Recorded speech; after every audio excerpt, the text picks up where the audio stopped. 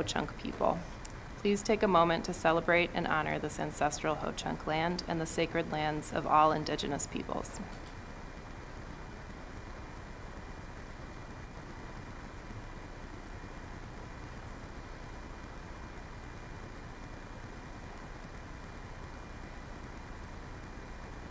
Will the secretary please call the roll?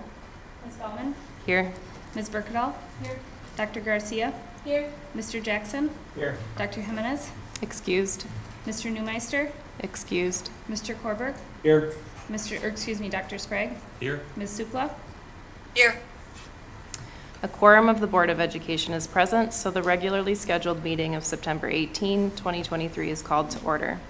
We will now have the Pledge of Allegiance. Please stand and face the American flag. I pledge allegiance to the flag of the United States of America and to the republic for which it stands, one nation, under God, indivisible, with liberty and justice for all. Make a motion to approve the agenda as presented. Second.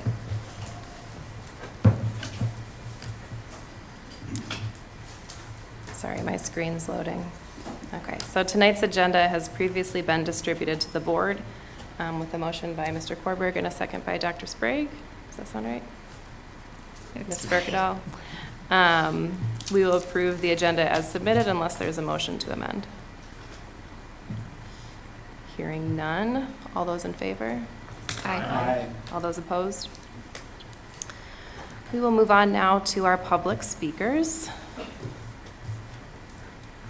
It is the policy of the board to provide at its public meetings an opportunity for individuals to address the board.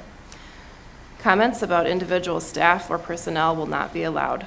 Open meeting law prohibits the board from engaging in discussion or responding to matters not included on the agenda. All speakers are reminded that this same policy limits your time to speak to 5 minutes. This limit will be strictly enforced. May I ask the superintendent to keep track of the time and notify the speaker when time is running out? I will do so. You are also asked to give your name and the school district where you reside at the beginning of your time for the public record. Our first speaker tonight is Mandy Wolfgram.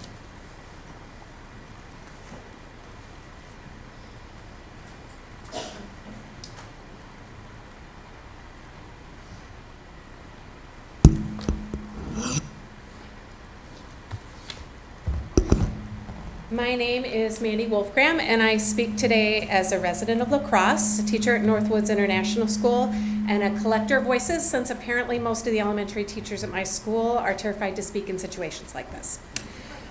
So first, I would like to reiterate from last week how much we deeply appreciate the Facility Advisory Committee and the work they have invested into our district. As I observed at their last meeting, I was impressed with the process that they are using to remain professional and transparent. Our concern is that if the district is not fully transparent in giving them information to the committee without them knowing to specifically ask for it, then we are doing a disservice to our students and our community. We've already witnessed this past week how one piece of information that was not given up front radically shifted the committee members' perspective. For example, Northwoods took on the challenge of International Baccalaureate primarily because it was inquiry-based and intensive in social-emotional learning. We did this primarily because of the needs of our students that struggle the most, so that they could learn and express what they've learned in ways that are the best fit for those individuals. When I spoke last week, the full picture of this had not really sunk in for me, but how we as a district can have an option of moving the IB program to Northside, but denying access to IB and Spanish to our students that live in the shoe homes is mind-boggling. If anything, they should be the first students that are given access to inquiry-based learning. This continues to be an inequitable solution for our district and cannot be said enough. It's not okay for us to make things more challenging for our students that need us the most. Second, the FAC, the Board of Education, and our families need to know that we can't just pick up IB as a unit and move it to Northside. When we had our Spanish and global strands, we were told by IB that we could not be a school within a school. So that maybe they're intending for all of Northside to become IB, And if that is the case, then that would require buy-in from their entire current staff, as well as extensive and expensive training. IB involves an entire learning community. Even if we were a school within a school, will we be able to move every teacher, specialist, interventionist together as a unit to continue our IB certification? Otherwise, we would be starting from scratch again, which would also be incredibly cost and time intensive. We've lived this for 6 years. Our entire school has been curated to support our units of inquiry, with much of our materials irrelevant without the training that we share. Finally, we know that tonight's agenda will include looking at proportional enrollment concerns of the district's choice and charter schools. Last week, it was mentioned that teachers and staff have a voice with the board by speaking through administrators. I've been here for 18 years, and I know that I've never been asked. We would just like to mention that communication through administrators only happens when that leadership is a good fit. Our staff has many ideas of how to improve enrollment, especially proportional enrollment. Many of us are here tonight, and we would be happy to answer any questions you have to share, or any ideas that you would like to hear during that portion of your agenda. It's my understanding from the information I received from Ms. Steigerwald that this would still be within your open meeting policies, since it is on the agenda. This would be purely the big picture of proportional enrollment, not specifically for our school. Thank you. Thank you. Thank you.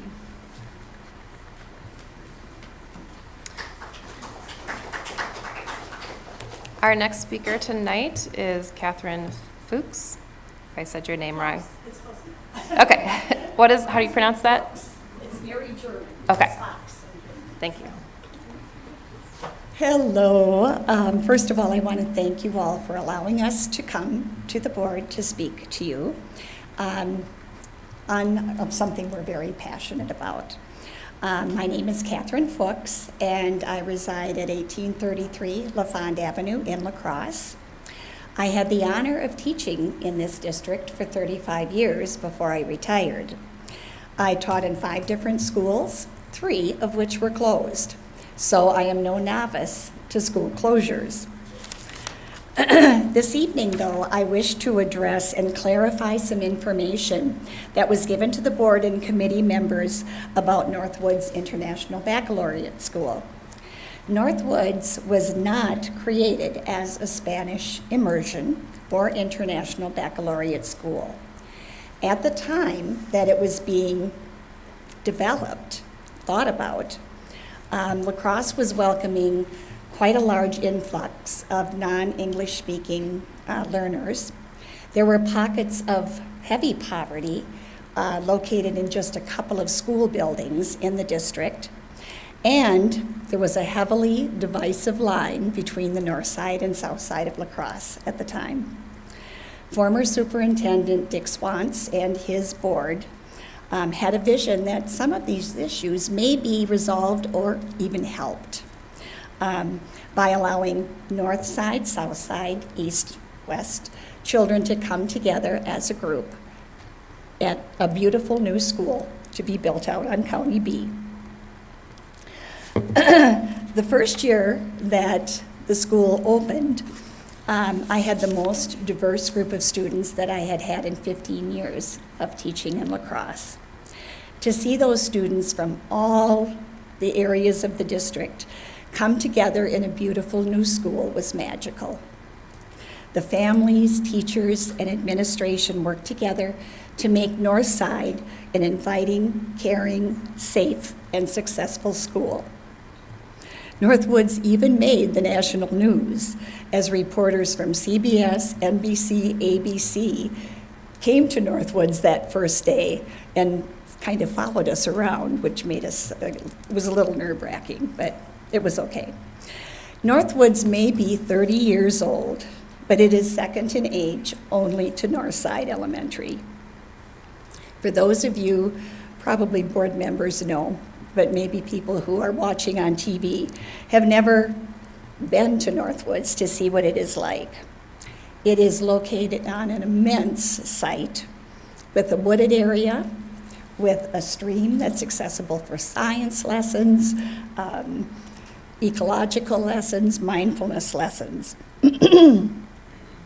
I was lucky enough to be a part of the opening of Northwoods many years ago. And as I said, it was magical. So I ask, does it make sense to close or relocate the students who are there by choice or district boundaries, some of whom may be the most vulnerable in the district, to a new unfamiliar school and disperse the staff that has had intensive training and expertise in IB, Spanish inclusion, and diversity training, which was paid by the school district? Maybe they would be placed in a school where their expertise would not be needed, and to me that would be a waste of money. I don't want to see any school closed in this district. As I said, and I know many of you do not either, as I said, I have been through 3 of the schools I taught at that did close. But closing or repurposing a newer school planned and created for elementary students that requires a smaller budget for repairs than other schools makes no sense to me. With the new leadership that we have this year, the staff has a renewed sense of the original vision of that school and are passionate about meeting the needs of all the children. Demographics change. I've seen the ebb and flow of population trends during my teaching tenure. 30 seconds left. Thank you. I'm going to skip on then. So I hope that you consider many of these things when you consider closing a school. The location is wonderful. It is out on County B, but it is a beautiful site for children. So thank you again. Thank you.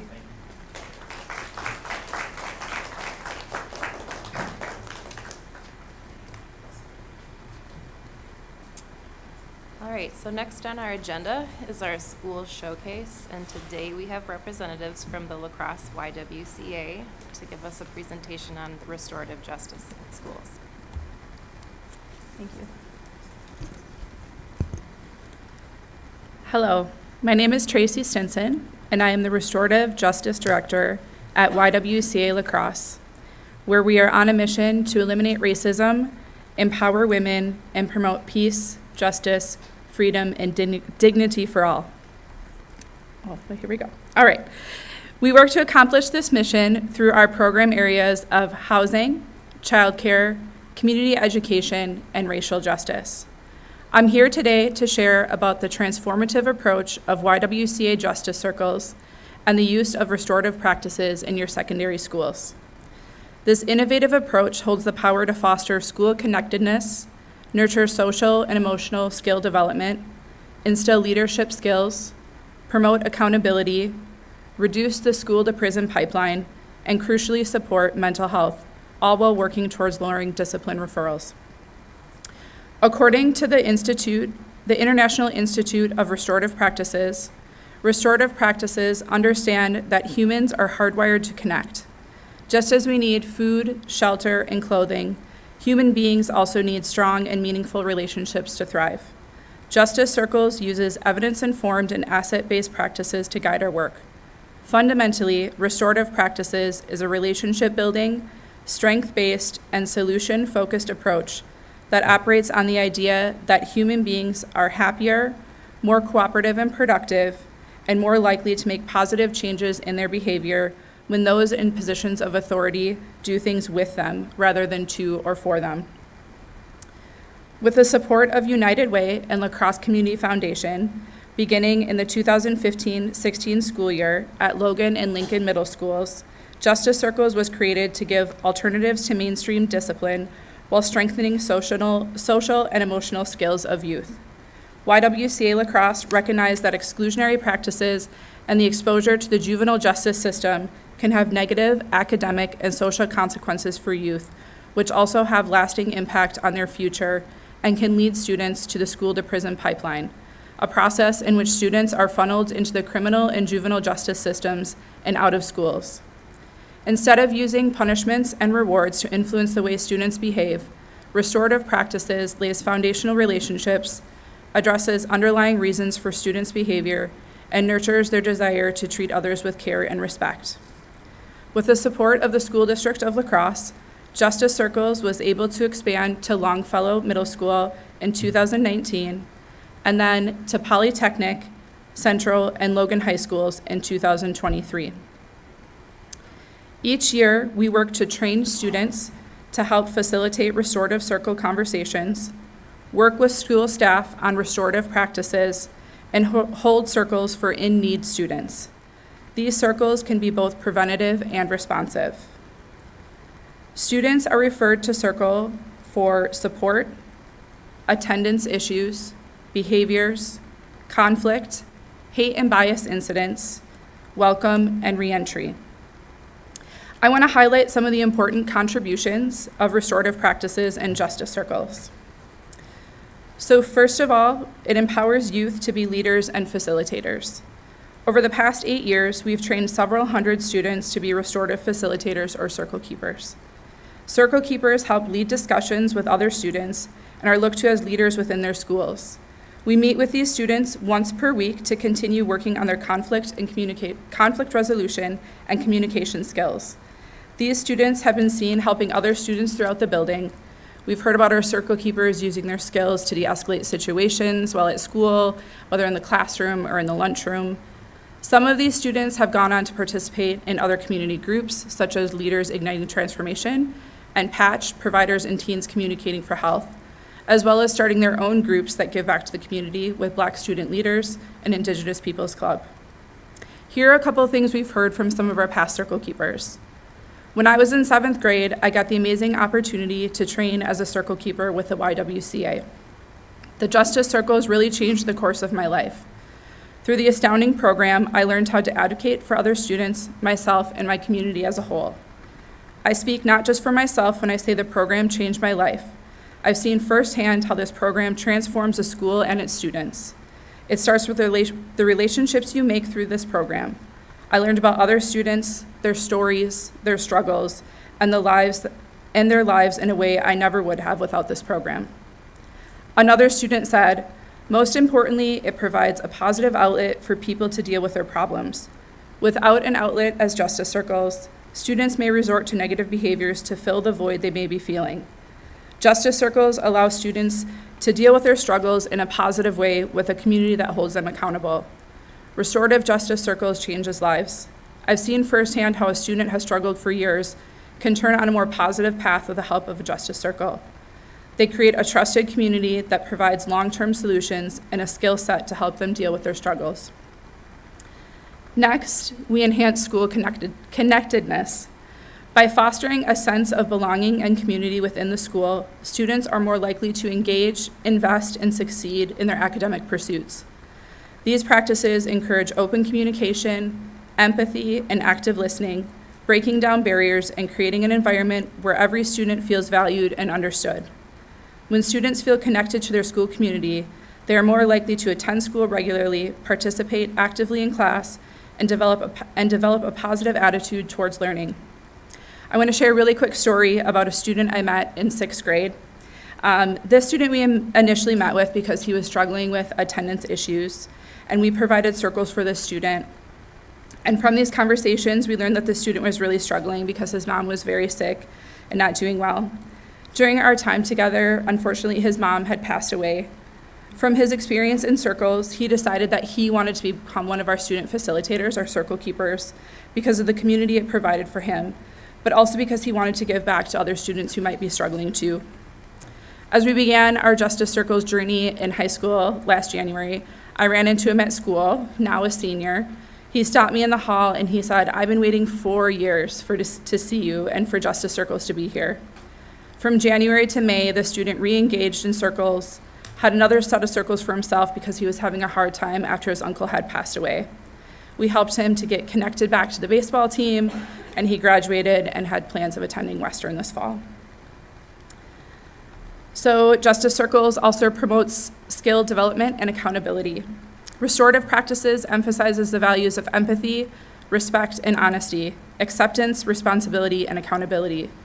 Circles empower students with conflict resolution skills.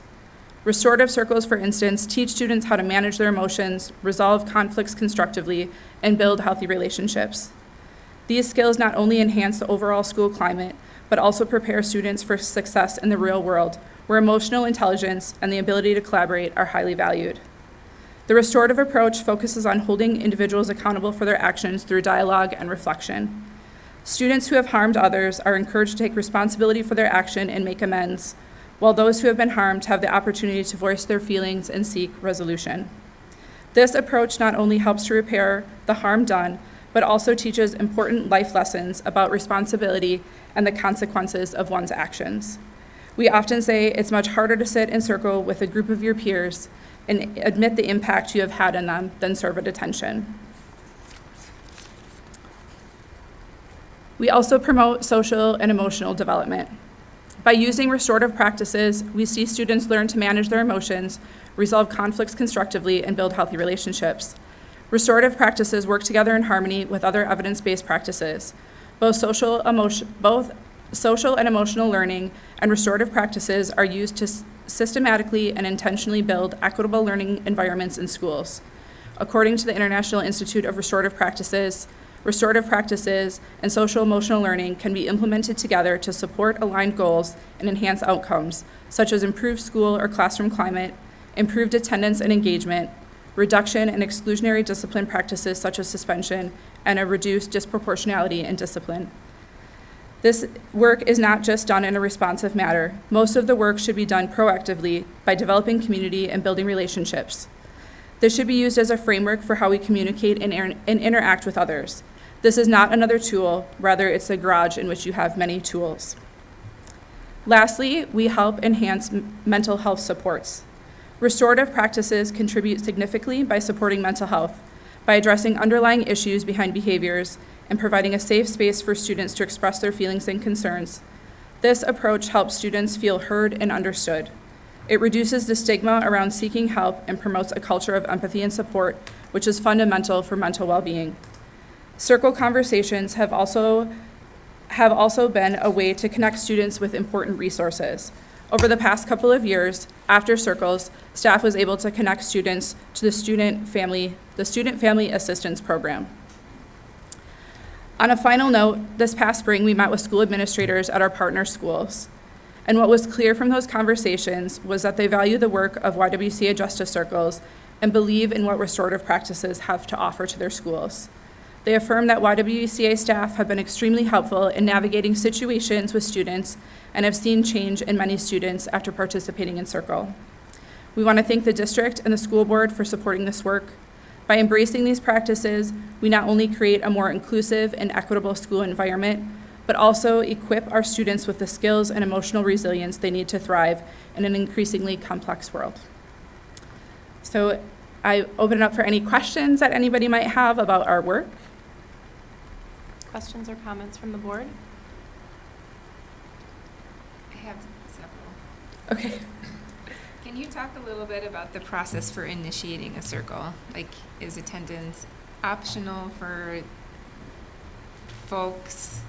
Does a YWCA staff need to be present? And how often do they occur? Yeah, so administrators and any school staff can really refer a student who they see might need a circle. YWCA staff would then come and chat with those students to make sure that they're willing to participate and know what they're getting into. So it is optional for a student. They by no means have to participate in a circle if they don't feel comfortable doing so. I would say many students choose to participate, and we even have follow-up circles after that. So sometimes it's an initial circle, we set goals within that circle, and then a couple of weeks later we come back to check up on those goals. The amount of circles just depends on, when a school is referring. So sometimes we can have a large influx at one time. I think we average about 150 a year, and those can be for any of those reasons. We also do classroom circles as well. So going into classrooms, if a teacher is struggling or we've gone into classrooms. We've met with like all the 6th graders this year in the past few weeks to do welcome to middle school circles. Thank you. Yeah. Go ahead. I just wanted to say, Casey, thank you so much for coming and presenting on this and giving such a good picture of the importance of restorative justice practices that make really one of the most direct interventions into a disciplinary system that is too often focused on punitive measures that don't actually encourage accountability. And, Thank you.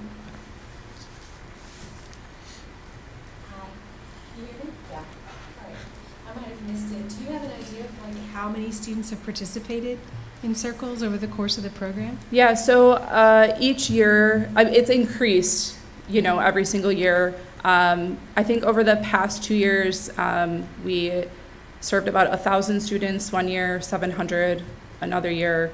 So it does vary. I think the first year we served like 26 students or something, right? But That's amazing, though. Thank you. That's a big impact. Thanks. And that's before we've fully brought the high schools on board. Correct. So there's only probably exponential increase. Yes. Last 2 questions. Do the circles occur during the school day? Yes. So we've been very fortunate to have the support of the district to have these happen during the school day. It's kind of the thought that if we take care of those things ahead of time or while they're happening, then things won't happen in the future. And so we know that students can't always engage after school or before school. So they do happen during the school day. Our facilitators are also pulled out of class to help with that. But we try to rotate when that would happen so they don't miss a lot of classes. But yes, it happens during the school day. Last one. Is there overlap between the Justice Circle program and system of care? That is a great question. So we do end up serving sometimes similar students, but I think what we do is different. I would say a lot of the work that we do is before they would get to system of care. Okay, thank you. I just want to echo thank you for the work that you do because it's, especially with mental health issues coming to the forefront, it's wonderful that our students have different opportunities and things can be different for each student, and this is a great alternative, a great program for them to have. Thank you. Thank you. Thank you. So one last question, as long as there aren't other board members. So you're newer in the high schools. Do you have, or is there professional development to help staff and teachers know when like an opportunity for a circle is best versus more traditional punitive like interventions, or how is that working out? Yeah, so we are offering 4 days throughout the year that staff can engage in. We also come to staff meetings. I think at Central, we are scheduled on a PD day to come and meet with their staff. So we rotate through the schools doing that work just to talk about what the program is, but also we sometimes lead the PD during those times to do an example of a circle. But we do have some set days throughout the school year that staff can engage in a larger training just about restorative practices and the science behind that, and then how they can incorporate into their own classrooms. So then, since it is newer, is there like a process for like if you're thinking more training is like end of the year, more training is needed or the services aren't being utilized in the way that you had hoped? Do you have an avenue to talk back to administration about that? Absolutely. And we're in contact with the district office as well pretty regularly about that, so they can help us navigate those issues too. But we do have close contact with school administrators. Great. If there are no other questions or comments, thank you so much for Thank coming. you. And thank you for what you do in our schools. Thank you. Thank you. Thank you.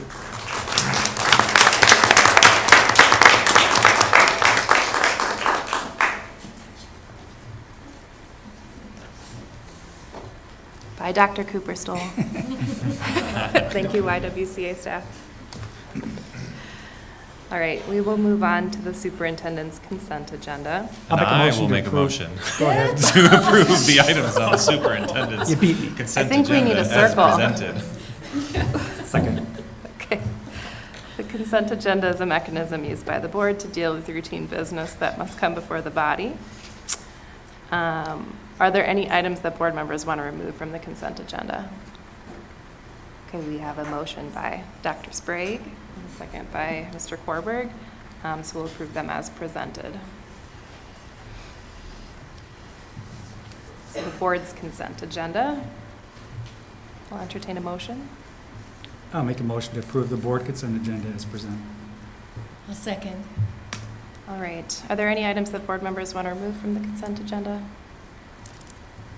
Hearing none. So with a motion by Mr. Korberg and a second by Dr. Garcia, the items in the board consent agenda are approved as presented. So we will move right into two policy approvals. This is the second and final reading for both. And I will consider a motion on Okay, this I'll make a first one. motion to grant second and final reading for our policy approval to bylaws, page 13, student representation. Second. Okay, with a motion by Mr. Korberg and a second by Dr. Sprague, we'll do a vote on this. All those in favor? Aye. All those opposed? Okay. So our second and final policy for the second and final reading. I'll entertain a motion for this one too. I'll make a motion to grant second and final reading for policy approval to bylaws, page 1, student representation, number of board members, term, and oath of office. Is there a second? Second. I think I heard Deb's got a second. So with a motion by Mr. Korberg and a second by Ms. Sukla, we'll approve this with a vote. Or do you Quick want to? comment? Yep. The highlighted and struck through text on the page, we're approving that change, correct? Right. Yep. All right, so all those in favor? Aye. All those opposed? Motion carries. And we'll move on to our information item. So last week we got through the first chunk of operational expectation 11, the instructional program monitoring report. Today we'll hopefully get through the rest of it. Just a reminder that we'll vote on this one at our next board meeting. And that same meeting will also have the chance to discuss the indicators and the template approval for, and if a board member wanted to propose a policy change, that would be the time. A reminder, though, that if you have language that you want to propose to the board, to get that to both me and Ms. Steigerwald by the Thursday before the meeting, so we can get that out to board members. Okay, I'll pass it off. Dr. Harsey is going to take up where we left off last week. All right, we'll jump in here. I left myself a note here. Maybe it's a warning to myself, I'm not quite sure, but I said no lengthy preamble this week. So, but I will say, similar to last Monday, we'll be hopefully making some additional deeper connections with some of the information and I agree with Mandy, not everybody, there's a certain intimidation factor standing up at the podium and coming to speak. Regardless of the welcoming nature of the board, this is a public speaking opportunity and it's not comfortable for everybody. So I do appreciate Andy Hartman last week, Britta Rodering, and Stacy Everson for their presentations. This week we have more because the board, I thought, gave favorable feedback to those closer connections to some of the data. So I say that to say, first at 11.8, we will have Logan Middle School Principal Kelly Schmitz and one of her outstanding leaders, teacher Christina Fenton. They're going to discuss a little bit how they move from the school report card, analyzing that data, doing a root cause analysis, and how that gets to their school improvement plan and how that is beneficial for students. And then in 11.10, it's articulated that the board expects our superintendent to install and monitor appropriate filters and safeguards to assure students are safe as possible online. And so one of the gentlemen who is here every board meeting, our Director of Information Technology, Michael St. Pierre, is going to be able to talk to us about that process and share some information with the board about just how we go about that. So I just say that before we get started here today. So just as a reminder, as we get started with 11.6, and we got 4 indicators here, but I'll stop after each section, check for any questions after each section, and then we'll proceed from there. 11.6, superintendent will ensure that the instructional program accommodates the different learning preferences of students and designs learning experiences to meet the needs of all students. Now, I know you've had better than a week now with all of the information, but there is so much meat in some of these links. So, for example, our Director of Student Services, Ami Zabrowski, has provided a special education report, and in that report, there's a lot of terrific information. We have about 18% of our student population in the school district of La Crosse receiving special education services. That's about 1,100 students. And so the work that we do within those services is critical to the success of our district. Throughout that report, she provides information about instructional priorities, the IEP review process, what we're trying to do at the earliest ages in our school district, with child find, et cetera. She also goes on to provide a letter and then specific district data in terms of least restricted placements throughout the district. And so you can see actual data to where students are placed throughout our services, including some of our community partners in the district that share services for some of our youngsters. In Indicator 2, a tiered service delivery model based on English proficiency exists for all EL, our English learner students. The school district of La Crosse this last year, we went through a monitoring experience with the Department of Public Instruction. Our English language learning service delivery model was validated and supported by the DPI.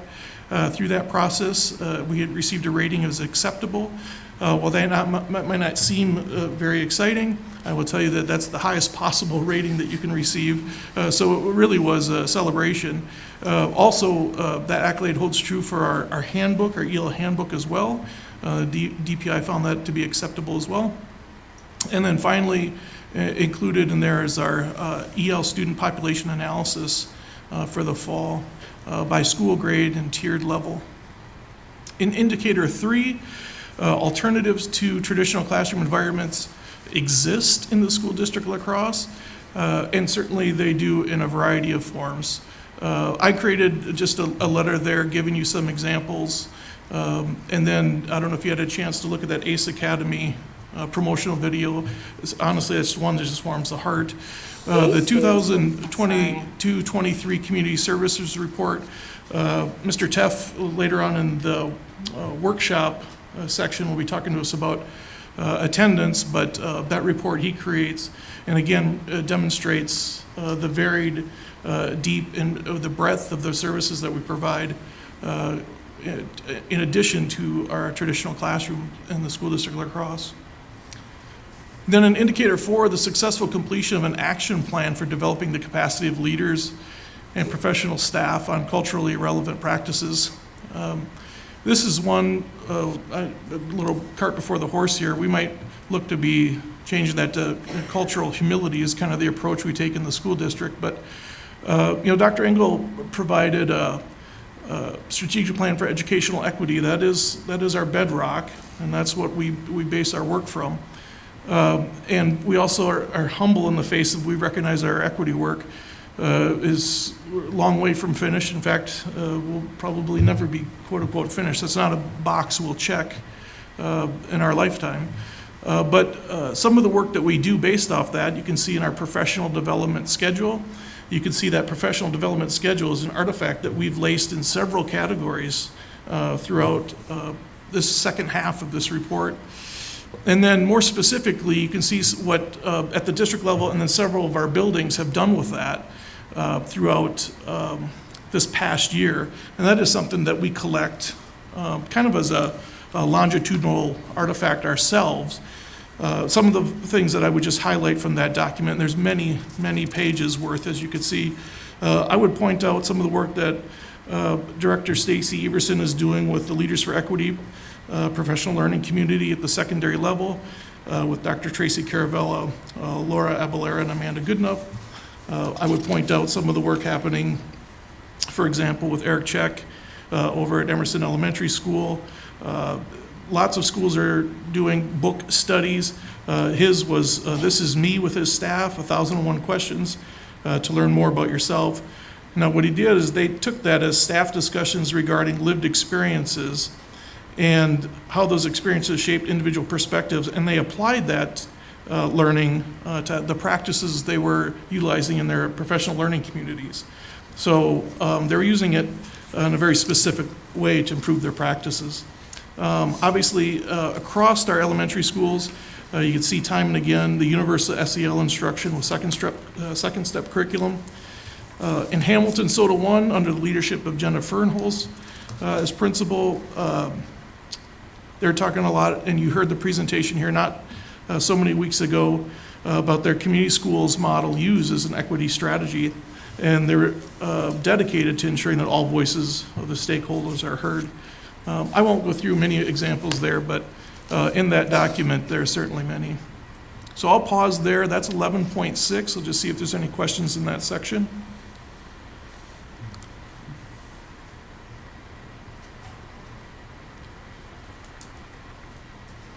Okay, I'll keep going to 11.7. Superintendent will ensure that instructional program utilizes a social justice lens and is culturally responsive and competent. Again, in Indicator 1, the district's strategic plan annually focuses on social justice and cultural competency. Again, we'll talk at the next meeting about maybe some language adjustments there. But our staff development report and the administrative goals are the two artifacts that we've placed in there. They do highlight our social justice and cultural competency efforts in many, many different examples throughout the efforts that we're trying to make there. In Indicator 2, the Teaching and Learning Committee utilizes a process for course and program development. And through that process, we try to show you the course proposal form, so how a course gets initiated. One of the courses that gets developed, and I believe Andy last week talked about that forensic science course, and then our program improvement plan example. So the ongoing improvement, for example, in science. And you can see those are 5-year rolling plans, and we just put one example in there. There was some discussion last week about with science, or with curriculum, for example, do we put examples at multiple levels? Maybe that's something we look at in this type of indicator as well. That's something the board can discuss and let us know which direction you want to go. In Indicator 3, the district uses a process for new initiatives to be launched and reviewed based on equity foundations. We do use what's known as an implementation science model to ensure planful system improvement. That said, and you can see what that within that link what implementation science means to us. It's a very intentional approach.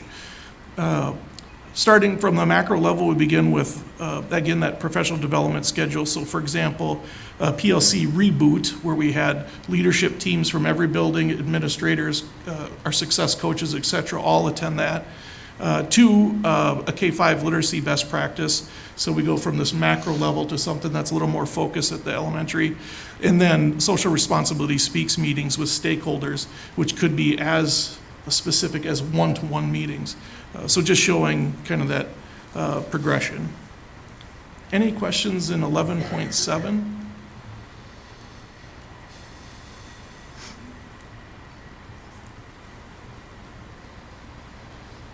Okay, 11.8, and here is where I will have you start slowly making your way. Oh, you made it down here. Hi, Christina. Hi, Kelly. Now that I said it's a hard thing to do, I don't mean to like forecast that it's a hard thing to do. It's not hard for everyone. So, okay. So at 11.8, regularly evaluate and modify all instructional programs as necessary to ensure their continuing effectiveness.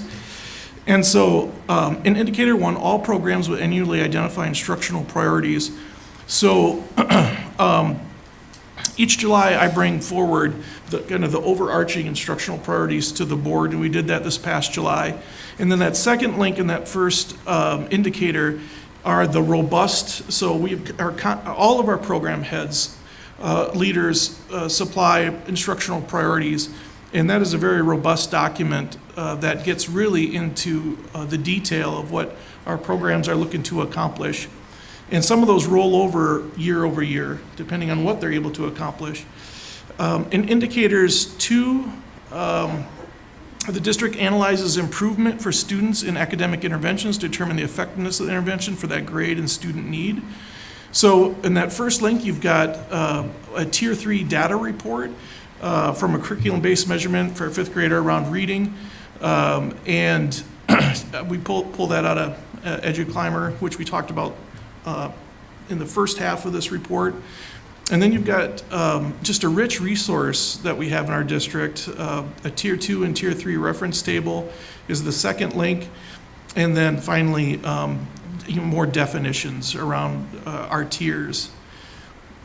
Each of the next indicators, 3, 4, and 5, are similar in scope. Our elementary schools review this, our middle schools review this, and create this being the school report card, and then create a school improvement plan, middle schools and high schools.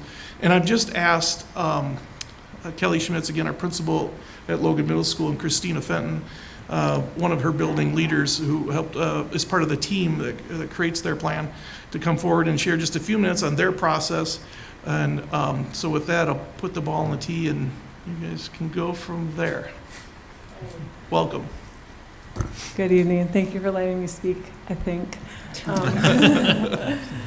I'll talk really fast when I get nervous, so just tell me to slow down when I get talking. If there's a document linked, so it might be helpful if you follow along with that one. It says Logan Middle School. Logan Middle School's analysis. There we go. That's what it is. And it's a spreadsheet, so there's a bunch of tabs on the bottom. So I'm just going to kind of walk you through our process. Christina's going to talk about the really fun stuff, and I'm just going to talk about the nuts and bolts. It's kind of how we divided it out. I hate to interrupt. It says I need access. Is anybody else not able to access the link? I haven't yet. I sent a request. I gave it to you, Dr. Hersey. Yeah, mine's, I can access. So mine's fine. Can you just give it to everybody? Let's see, yeah. If you want to share it with me, I can push it out to all the board members. Let's do that. Okay. Should be on the way. I just shared it with you too, Laura. Can you add me to that, Laura?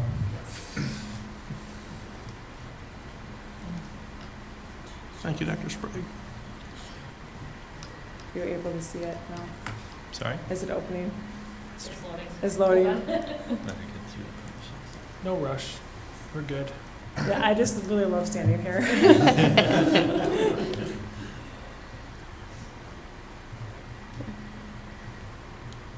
So how was the school day today? It was a Monday. Lots of energy. While they're doing that, can I talk briefly about 11.8, indicator 6? Let's try it again. Sorry. So while that's loading, let's do just indicator 6 in that same category. So the last one just says all buildings participate in continuous improvement process as establish annual building goals through the school improvement plan. All right, so this is it's the 3 indicators above that, saying it one more time.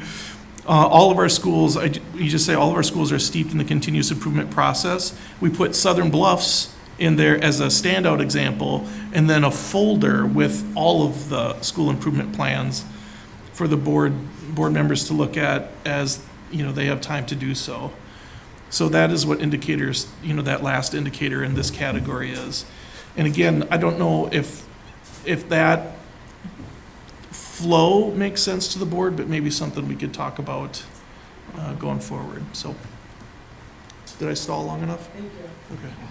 Did you guys So get that in? first page, as Dr. Hersey said, we look at the state report card, but we also look at a lot of other data when we're meeting. And we meet as a building leadership team, which it says in the indicator. Our building leadership team at Logan Middle School is comprised of a teacher from every single department in our school, including student services to every place that our kids touch, PE, music, everywhere, and then our administration.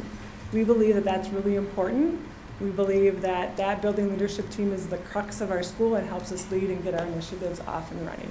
So I rely, as an administrator, a lot on our building leadership team. So as a group and having all those voices at the table helps us really look at and scour our data from multiple perspectives. So besides just the Wisconsin State Forward exam that we take in that data, we look at our iReady data, which is the first box on the first tab. We get tested 3 times a year in reading and math, fall, winter, spring. It's a really immediate test. We get those results almost immediately once the students are completed. So we get real-time data on students and can make those instructional changes that we need in the moment. So we look at that in two areas as well. We look at it not only in math and reading, but we also look at growth and achievement. So we always want kids to grow. It's like telling them, oh, go run a marathon when you haven't been able to run a mile. So when we say growth, like you can run that mile, okay, I can do that. But tell me to run 26 miles, which I would never do, I wouldn't be able to do it, right? So we always look at growth, and then we look at that achievement. We obviously want them to be achieving. And then we also then look at it by grade level and by school. So we really try to analyze all aspects of the data. The second thing that we look at is our attendance. So as call him doctor, he's going to love me for that. Kurt Teff's going to talk to you later about attendance. We also look at that too. We look at it by grade level, we look at it as a school, and we're looking at that snapshot data, so the daily rate of attendance. It factors in everybody together in the grade level to give us a percentage of how many kids are attending on a daily rate. And then our third piece of data is our Wisconsin Forward exam. One thing I always talk about with Wisconsin Forward exam is it is definitely, our state assessment. We take it very seriously. It's important to us. It is a snapshot, and it's a summative assessment, and we don't get that results until the following fall. So we have our 8th graders are gone to the high school, and we have new kiddos in 6th grade. But we do take it. It's very important to us, and we look at it. But it's not as real time as iReady is for us. So that's just one thing that I talk to about with my BLT. Like, this is important data, but remember, it is that one time that now we don't have anything that we can't really react with those kids because they're not even ours in some cases. And then the fourth thing that you'll see on there is survey data from students. We like to hear from our students, and there are 2 big surveys that we looked at. One was our student survey climate data, which is taken in the spring, and then our mental health screener data, which was the first time we piloted last year. So hopefully this year we'll have more students opt in to take the assessment, but they take that in the fall and the spring, and that gives us actually real-time data as well to find out how kids are doing. So using all of that survey data and what kids are saying takes us into, as a building leadership team, to give us a kind of a big picture. I like to say the word triangulate gives us not just one data point, but 3 or more pieces of data to really kind of see what's happening with our students. Because they're not just a number, they're people, and we want to make sure that we know that. So then the second tab is what we did as a building leadership team. So we took the Wisconsin Forward in the spring of 2022. We got the results in the fall of 22. And according to our ESSA Act, which is Every Student Succeeds Act, Logan Middle School was identified as a school of targeted support and improvement in the category of one of our subcategories of special education.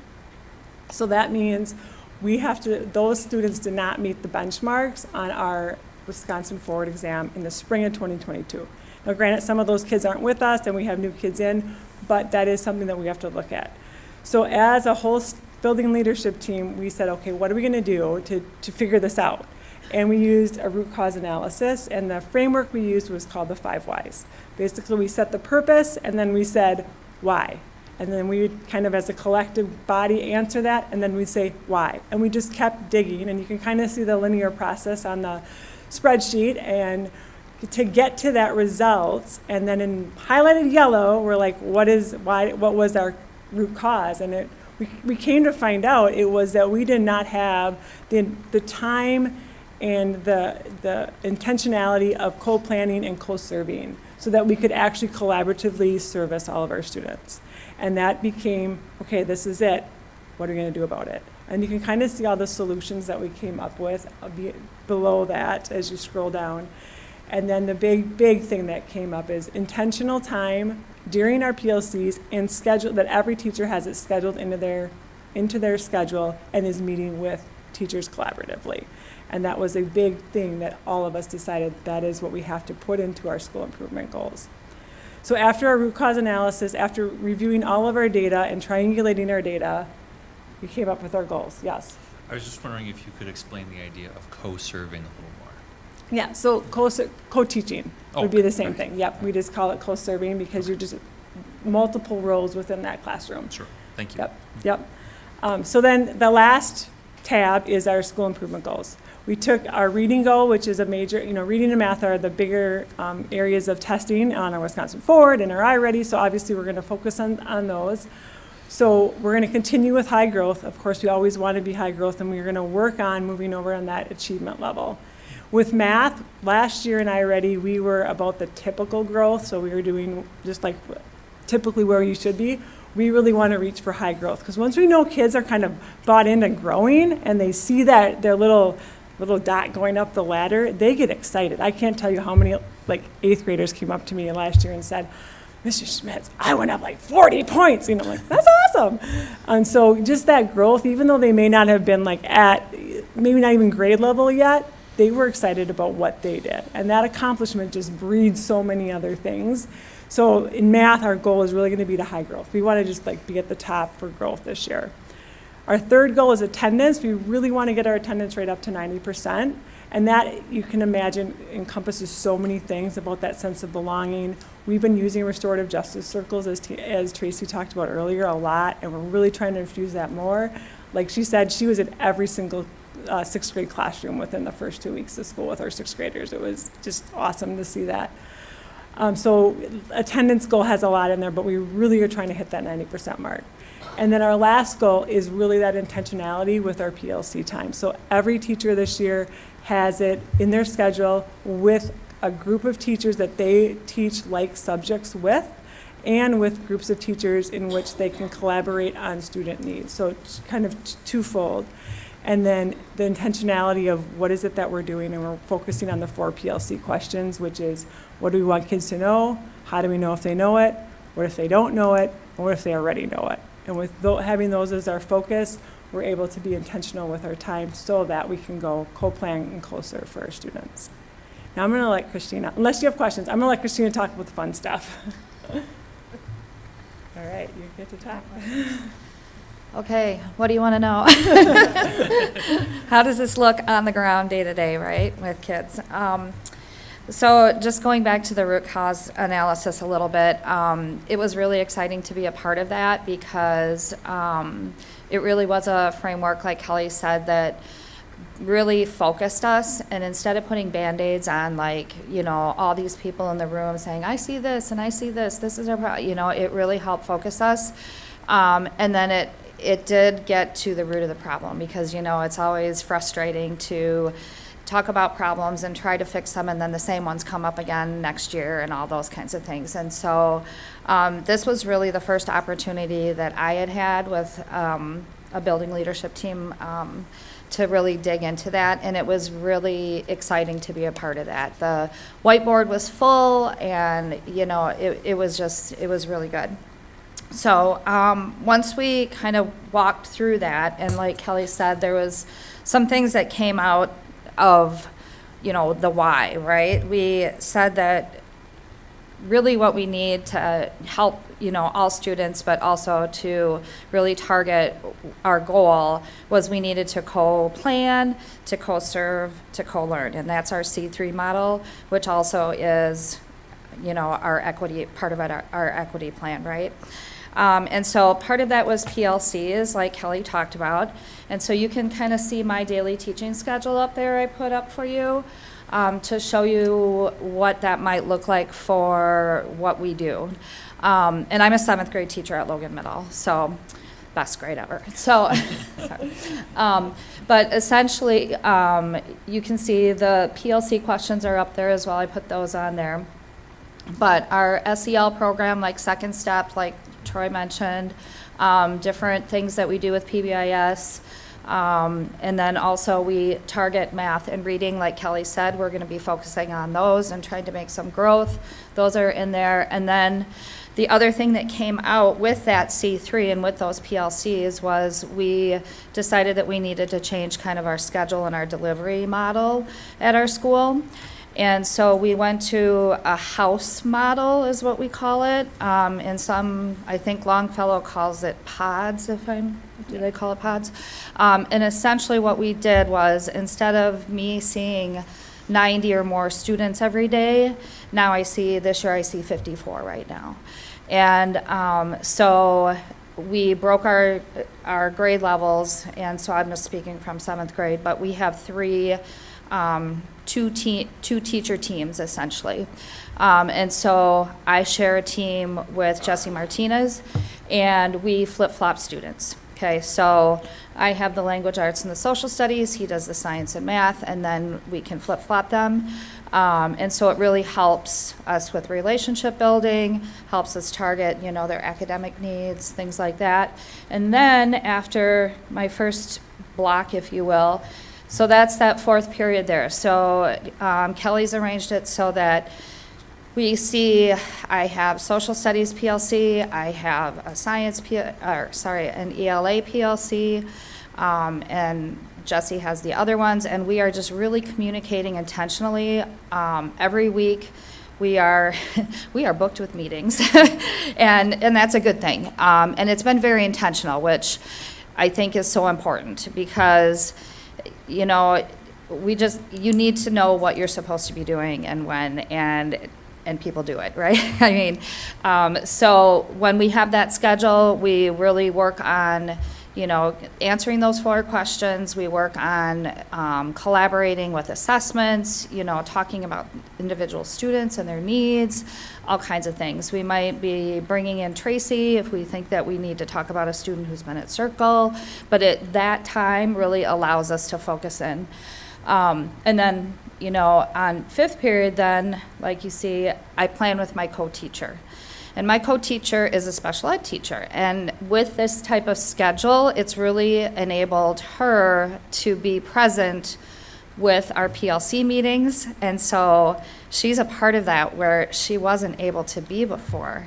And so this new schedule is just amazing, because she's with me every period of the day to co-serve all of the students in the classroom. She's not pulling kids out. We are together. We plan together. She's got a desk in my, we're joined at the hip. We have lunch together. But really it has been a wonderful working relationship, and it's so good for kids. It's just awesome. I just love it. And then obviously I finish up with the other half of the kids that we see. So yeah, it's been a really good thing to do that root cause analysis and then really implement it. Are there any questions about all of that? What I do every day? Yes. The flip-flopping that you do with Jesse, I'm just curious about, so if you are this group of students, like regular homeroom teacher, you would have had them for all the subjects, or? I have them, so there's a group of 26 or whatnot, and I'm teaching that group language arts, ELA, English language arts, and then I teach them social studies, and then they go to music, art, PE, whatnot. And then Jesse has the other half while I'm doing that. So he's doing science and math while I'm doing that. And so then at the end of the day, I get those kids that I didn't see he was doing science and math with. Right. I get those kids at the end of the day. How does that model differ from the more traditional model you may have been under a few years ago? Yeah, this is less transition for students, less teachers for students to see and have to get to know and interact with, fewer families for us to know, fewer families for them to know us, because they would just go to any of the team teachers. Like right now we have 7th grade teachers. Last year we had 7 last year, right? Or was it the year before? Year before. So they would just be randomly computer put wherever. So they could see a a lot of different teachers. That's great, thank you. Yeah, And their lockers are right next to your room. yeah. And the building is nice that way, so we have lockers right outside, like, you know, a row of lockers going down, and so we make it so that, you know, our students are right there. So it's our little family of 54, but it works out really well. When I was walking through the building, I noticed that there was a school counselor's office on the second floor as well. Is that typical there, so that they're near where the kids are at? Yeah, that was a change this Yeah. year too. We have a school counselor, social worker on every floor for that reason, that they're right by the kids. So we have one on I call it sixth floor. Third floor, we don't have 6 floors. Third floor for 6th grade, one for 7th grade on second floor, and one for 8th grade on first floor, so that the kids know them and see them, and they are right there for them as well. Yeah, And, that's been and for wonderful. our teachers too, they can just Yeah.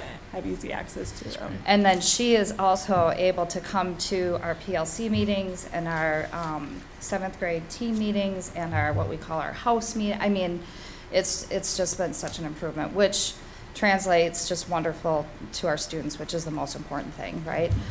So improve your universal instruction, you know, I mean, it's all about that and serving the needs of all of our students, so. Do you feel, just anecdotally, and I know it's early in the year, but do you feel like it's helping with attendance as well? It feels like sometimes those lower transitions or the deeper connection with the peer Yeah. group and fewer teachers Yeah, sometimes assists in that. You know, I don't have any data to, you know, answer that after we've had 11 days of school, but I can tell you, you know, we've already talked to our second floor, you know, social worker counselor. We've already got kids on our radar. She's called home, we've called home. You know, it's definitely, I mean, it's definitely easier with 50 rather than almost 100. Well, and to have You know, another yeah. faculty member that you're communicating with about Exactly. student needs. My first year of teaching, I taught 7th grade. Yes. I taught on a horizontal team. Mhm. And so we had 4 content people on that team. It was a little different, but it was really nice. Yeah, Mr. Martinez and I can't, I mean, you know, we've had the best start to a school year I mean, it's been wonderful. I don't know how many people, I think it's been great, so it's really been good. It has been a good Yeah. good start to the year. From the office perspective of attendance, we've actually been able to make house visits already. Just been able to connect with families a lot faster this year too, so. What would be a typical timeline in the past for making house visits? It would take us a lot longer Yeah. at this point. Like weeks even? Yes. Yeah. And I think it helps because they're in houses and they're like, oh, Kelly, like this, we haven't seen, oh yeah, let's look at, you know. And then we're on it faster too in the office, but just Great. having them know, like, I have these 54, I know who's gone because I've seen my 26 every single morning for 2 hours. So just easier to get to know your kids and families better. And just from outside looking in though, I mean, our associate principal position has helped immensely. I can't tell you how much we have needed 3 admin for so long. It's wonderful. It's really a benefit. Sorry. We'll write that in the circle. Yeah. I was just going to say one thing that kind of stood out to me was the school climate where you ask if there's an adult in your school that you can trust, and it was 96%. I mean, so I realize that was last year, Yeah. but I mean, I can only imagine that it's going to creep higher because that's, to me, that's one of the main connections, and you obviously have been doing something in the past with that, Yeah. and that's great. Yeah, and we want that to increase to 100%. Yep. We want every kid to feel like there's somebody in their building. Right. I'll just make a comment. I have 2 kids that are new to clothing industry, 1 in 6, 1 in 8, and the transition has been seamless. Good. Oh, wonderful. It's That's awesome. great to watch them both, like, being intimidated on the first day, but also acclimate very, very quickly, which I think speaks to the adjustments you guys have made. Thank you. So, Thank you. I have a kid at Longfellow who's reported the same thing. And one thing I wanted to add about the importance of even the Justice Circle's work with helping students ensure that their peer groups are strong. This will be the first class of 8th graders who will enter high school with the exact same kids they went to middle school with. That's weird. Like, there's no chance for a better social group in high school because it's all the same kids. Right. So to have those support programs to help them create healthy relationships with their peer groups at the middle school age is going to be more important now than ever. Sea change, yeah. Yeah. Thank you. Thank you. Thank you so much.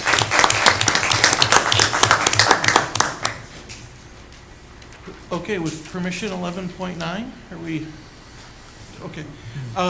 So the superintendent will consider class size, composition, and organization as important components of the academic program. And in indicator 1, financial resources are committed to better ensure reduced class sizes. And so every year, we hear Dr. Lehucki give us the achievement gap reduction. In fact, we hear that a couple times a year, that report.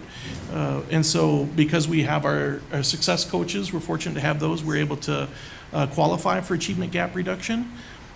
Systems, in indicator 2, systems and processes are created and implemented to preserve community and support neighborhood schools. Just a few weeks ago here, we heard the wonderful presentation that we've linked in there for our community schools, the Hinchin-Huber, Schuh-Mullen projects, clearly having an impact in our community. And then indicator 3, this is where we'll kind of pause just a little bit. Indicator 3, proportional enrollment in our choice in charter schools. This is one administration has identified as not meeting the mark that we've set. So based on our data, our choice in charter enrollments are not universally proportional. And you can see the variety of different efforts that we've made there. But if we look at some of the data within this, so what we've done is for each subcategory, we have created within our district a plus and minus percentage variation that we identified. This was now 2 years ago as a benchmark from the district average. So those numbers depicted in red, those are the values that fall outside of the district variance that we created. So if you see, for example, under economically disadvantaged at plus or minus 10%, for example, anything plus or minus 10% of the district's 51% district average would be outside of our variance. And if you go down that column, you can see where those are. Same with the 5% plus or minus of students of color, 3% plus or minus with students with disabilities, and then female identifying students, male identifying students, 10% each of those. And so this has been, we have not brought this report forward to the board where those have been proportionate to date. In fact, if we were to overlay our non-charter or traditional schools, our non-choice or charter schools, most of them, many of them are not proportionate either. I mean, this is work that we have to do that's within the district and larger than the district. I mean, this is an effort that's going to be pretty significant. But we want to make sure that we understand that, for particularly like when you take a look at our charter schools, this is something that we should be able to. Choice schools might be a little bit more difficult. Our charter schools, something we should be able to work with and create some parameters around where we can have proportionate enrollment within our charter schools. And so, like we have in the past with areas where we have not made compliance, our suggestion is that we create an action plan around this and see if we can't marshal some effort towards something a little more specific. But questions around what you're seeing and hearing in the data, Dr. Sprague? I'm going to ask a super nerdy question about how you arrived at the variance of plus or minus. 10% seems like a lot. And as I'm looking at the numbers here, a more like typical like standard deviation, you tend to see around maybe 3 percentage points, but that would put pretty much all of our schools in the red for not being representative. So I'm just curious at how each of those benchmarks were. Well, not the benchmarks. The variance percent. The variance, yeah. Yeah. We struggled with this, frankly, last year. I don't know. We were looking, I've been looking for years for any consistent benchmark that's used nationwide, statewide, did literature reviews to see if there's any standardization around proportionality. There is little to nothing. There's a couple of articles we've collected that identify various ways to consider proportionality, but no benchmarks for what that could look like.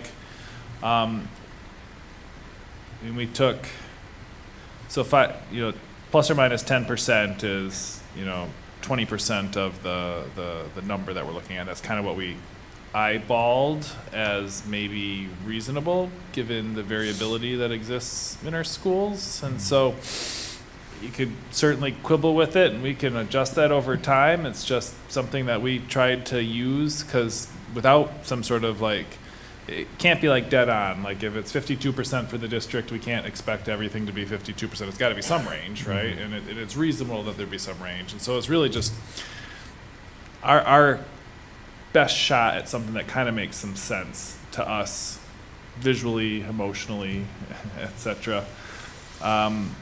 But it is certainly not rooted in anything scientific based. There are a number of different ways to think about proportionality. You know, you can compare it to reference groups, which we don't love in this school district. You can compare it to, you know, like broader norms. You can try and eliminate gaps. You know, there's lots of different ways to think about it. Yeah, Dr. Sprague, I'd say this is a perfect question. And in our first we had several iterations of this report in our first go around because we didn't quite know where to land. We tried to level ourselves up though, challenge up.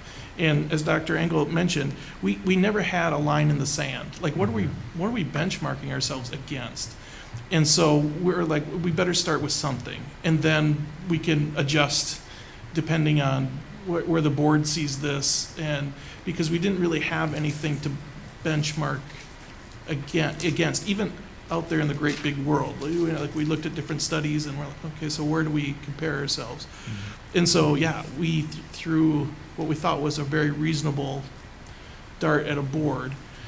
But it's a good question. And I would throw out to Dr. Harsey's earlier points about like our traditional schools.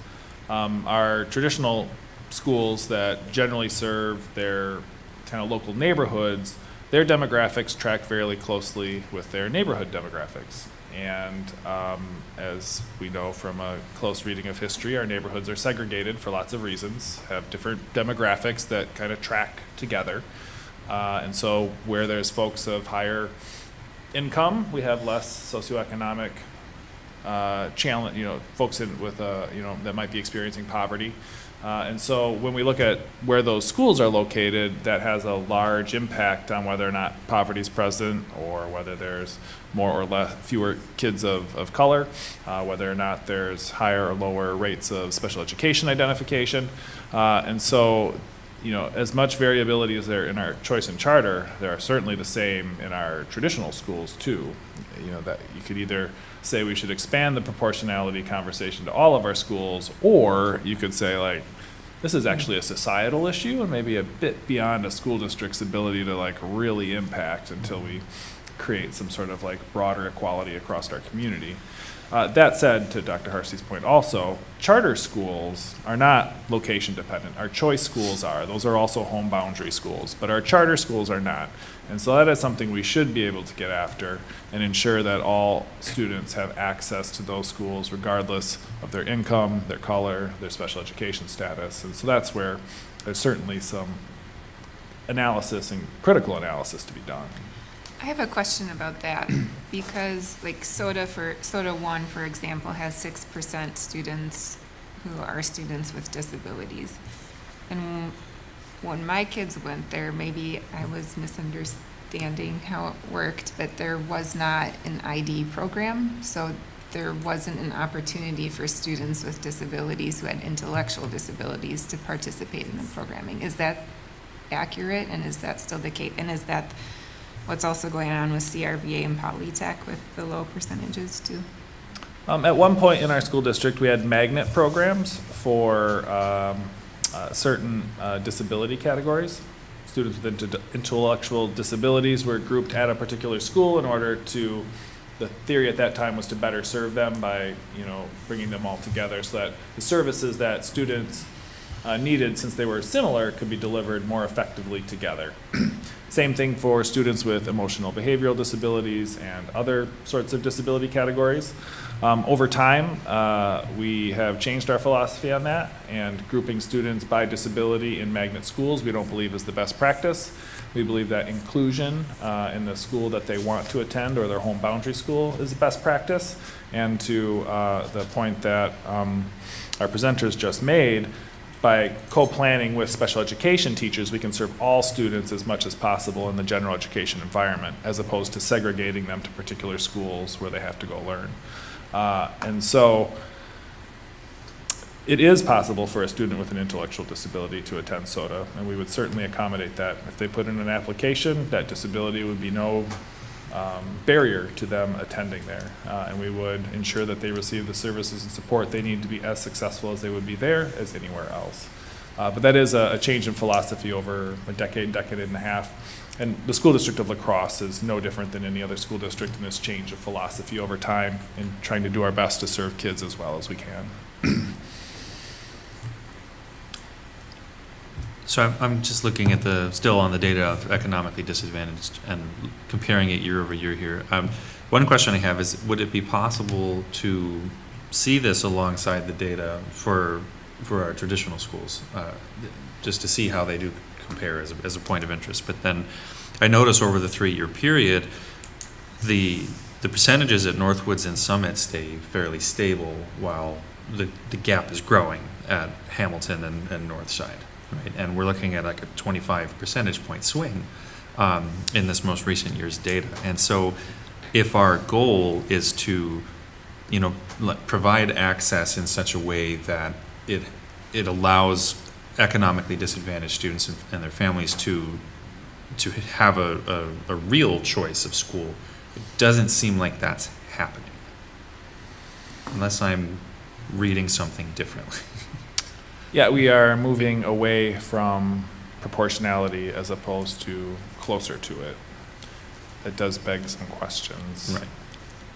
And maybe I'm jumping several guns or something here, but getting to where are our interventions in that process? Where are those being reported to us is kind of what I'm curious about now. I'm seeing the evidence of something that's calling for change, and I'm hoping to see the evidence of changes being attempted at any rate. So. And Dr. Harsey, in Indicator 3, you do identify a few things that we have taken on as far as attempts to lower barriers to families gaining access, because a lot of it's about access. If you have time and space, you can navigate the systems necessary to access these programs. If you do not, it becomes more difficult. And so that's something that we thought about. With this being a recurring thing, we will be developing an action plan that will outline our existing strategies as well as the things we will be taking on next. And so while what we have listed here is a few things that we've been doing, we will be putting together a comprehensive report as it relates to this particular indicator. So are these the efforts that we've attempted already, or are these the planned efforts for the future? No, those are things that we've attempted already. Okay, and so in developing an action plan, we had a teacher speak tonight and say, we have ideas as staff. Do you take staff input in developing those action plans? Oh, certainly. Okay. Can you give an example, maybe? How we would get staff input, or what staff input might be? Yeah, I mean, I don't mean to ask this, over critically, but we had a staff member say, "I've never been asked." Yeah. So I'm curious if we can. Well, we don't take that critically. No. Yeah, I heard that too. And so, obviously, if staff have feedback that could improve this situation, we're disproportionate. And we have been for years. And it looks to me, just like you said, I don't think it's getting better. It looks like it's getting worse. Mm-hmm. And so asking staff what their thoughts might be is, we practice a lot of humility. It's fine with, in fact, the collective wisdom of the group can improve the process. That'd be great. So I look at that as a benefit. So just asking would be a benefit for all of us.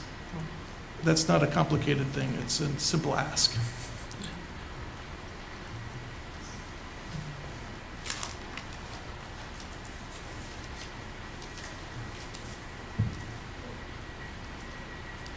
Trying to think of a way to phrase a question, but since we have some of them here,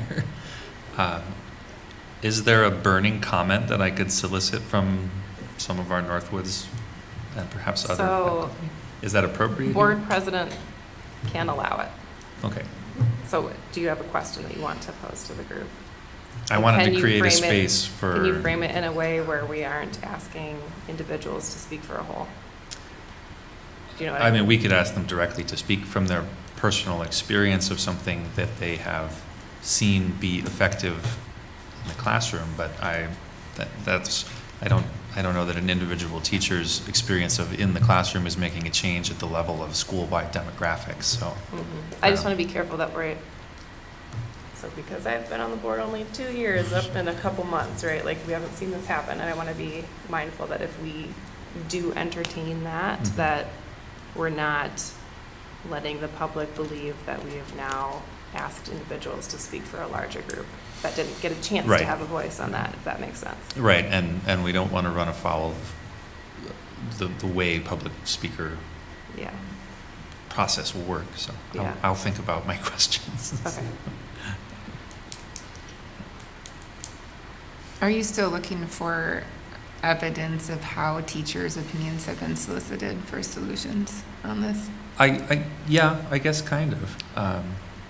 I mean, it is simple enough to ask. I'm wondering if they have been surveyed, if they have had informal conversations. I mean, You will, I guess what I'm suggesting is, we heard tonight a teacher say, "What? I've never been asked." What I'm proposing or suggesting in an action plan that's forthcoming, you will see that as part of the action plan. Does that help with that does help. any questions or? Knowing that it will be done going Right, forward right. certainly helps, yeah. I would also offer up that, one of the ways I think about my job and our organization is we're an intelligence gathering organization. It is our job to continually be gathering information to be able to make the best possible decisions. And that happens in lots of different ways. I may not have directly asked every single teacher in the school district, all 630 some, like how you feel on a particular issue, but that gets back to me very clearly. 20 emails a day from staff members. I'm hearing things there. Talk to principals on at least a monthly basis, if not weekly. They're reporting what they're hearing from staff. When I walk through buildings, I have hallway conversations with folks. They're relating the things that they're doing. And every administrator in our school district's doing that. Every building leadership team member is doing that. All of that stuff gets filtered up into a collective understanding of how our buildings and how our school district is doing, and whether it's on this issue or some other. There is if not a specific question asked of every individual, kind of it's our job to pay attention and try and respond to what people are needing along the way. In addition, we should ask people directly. And that is helpful also, and crowdsourcing solutions is often a great way to approach things. But I could imagine asking our building principals at their next staff meeting to, present this problem and solicit some thoughts about solutions and send that our way, and we'll be able to take all of that feedback and share it out in a report. Identify some common strategies that they think we're missing or that are ripe to be accelerated. So I think there's lots of different ways that we can get after specific staff feedback that's efficient and kind of brings it all together. I would also offer up that, just because we haven't specifically asked each person, we are aware of what's going on, and I hope that you're expecting us to do that, and that's part of the job expectations, to get a sense for where we're at. Sometimes we're off, and usually find out pretty quickly. I appreciate that, and I appreciate that your job at the top of the information funnel, it's an inverted funnel, right? Yeah. Requires, searching out patterns and things, and it's the same problem as trying to understand, is there such a thing as the public will, right? When there's such a multitudinous voices, right? And there's differences even within seeming agreement, and there's a tough job of having to filter that.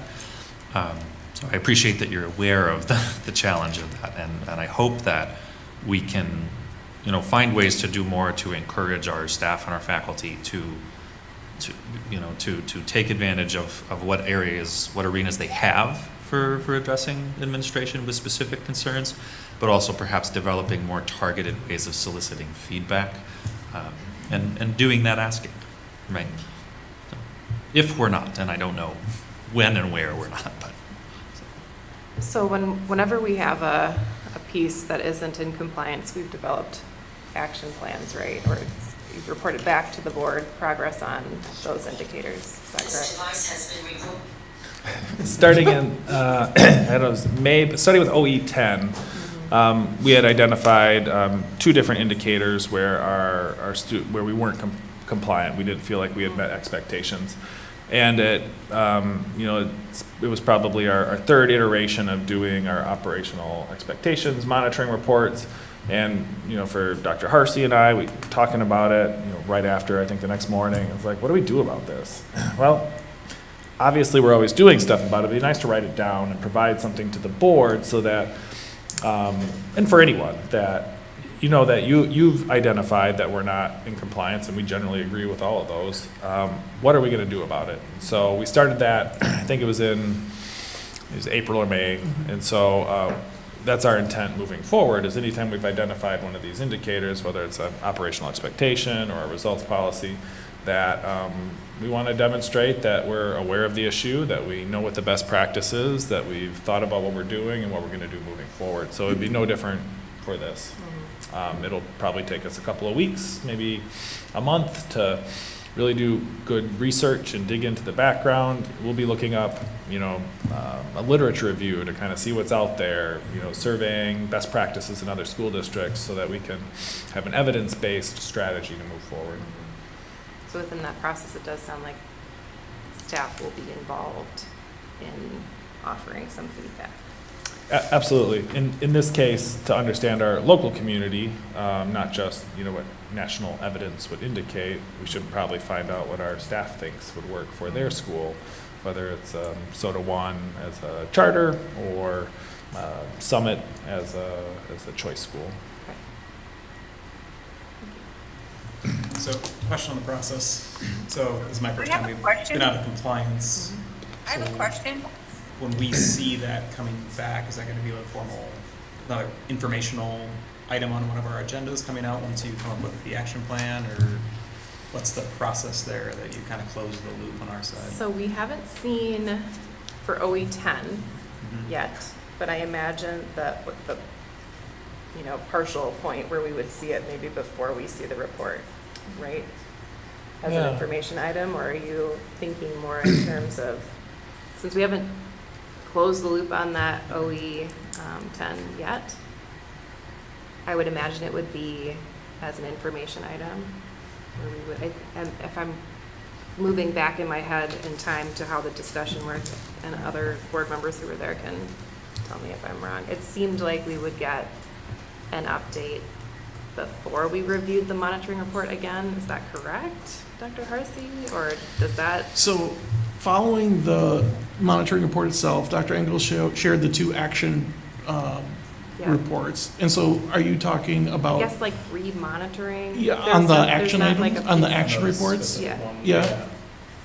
Before the monitoring report comes up again? I guess the board can do whatever it wants. If we wanted to look at it again, if we thought it was like pressing and we wanted to see it before the year cycle closed, we could say, tell us progress on this as an information item, since we had already voted on that monitoring report.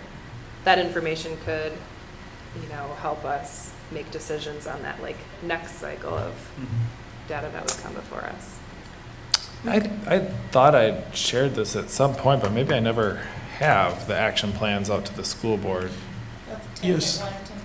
Yes, you did share the action plans. I think what we're talking about here is an update on the status of the action plans. Oh, sure. Yeah. Jeff, if I understood your question, that was Yeah, it's what it 2 was. parts, yeah. Okay. So, we see the action plan coming around, and then 2, is there partial monitoring just to say, is there progress going? Are you adjusting?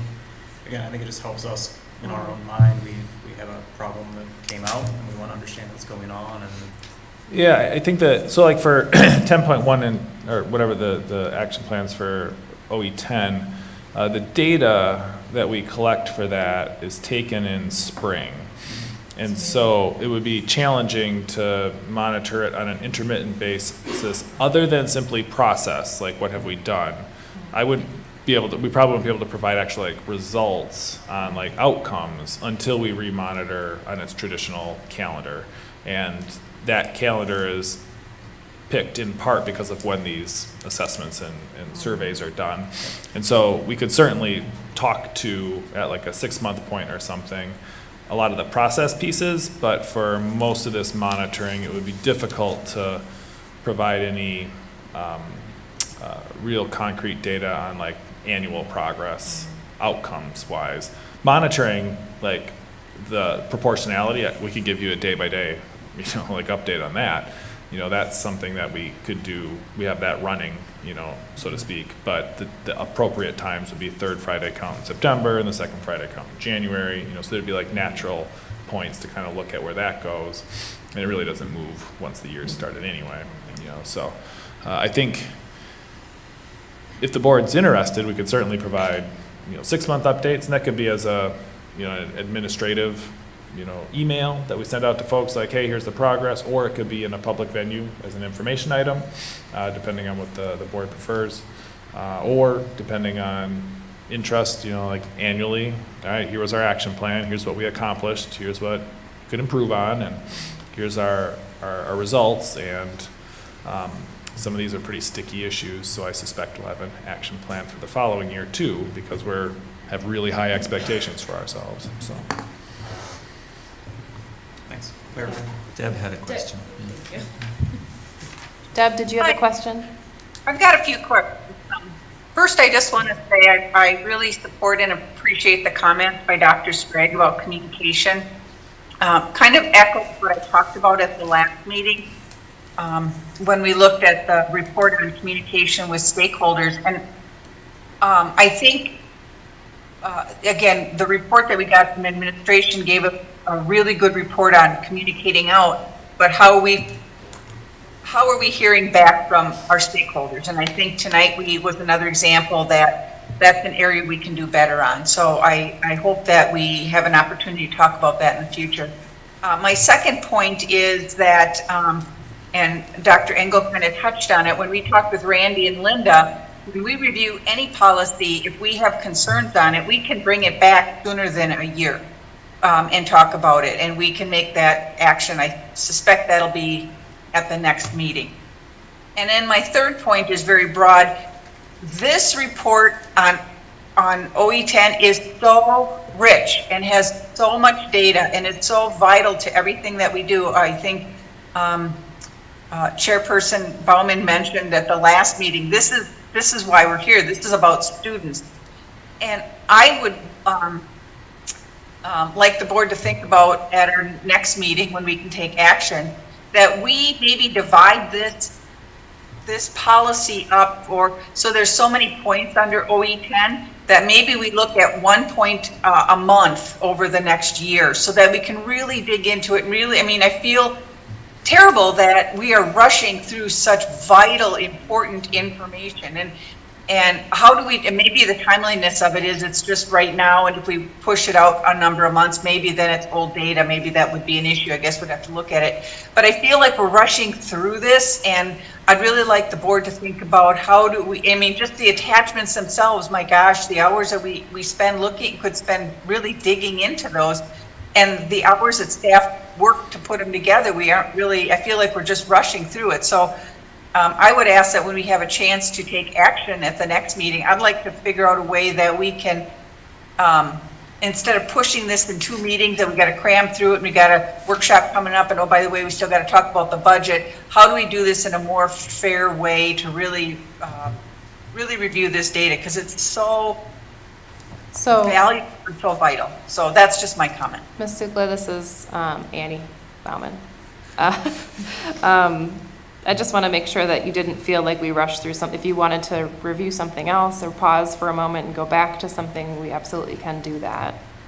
No, I don't feel like that. I just feel like staff are feeling under the gun to move through this. I think if you ask Dr. Harsty, he would love to talk about part of this every meeting. And as you said at the last meeting, this is about the kids. This is what's going on with our kids. This is, I mean, this is why we're here. Far more exciting than things about budgets and buildings, although that's a necessary part of our job.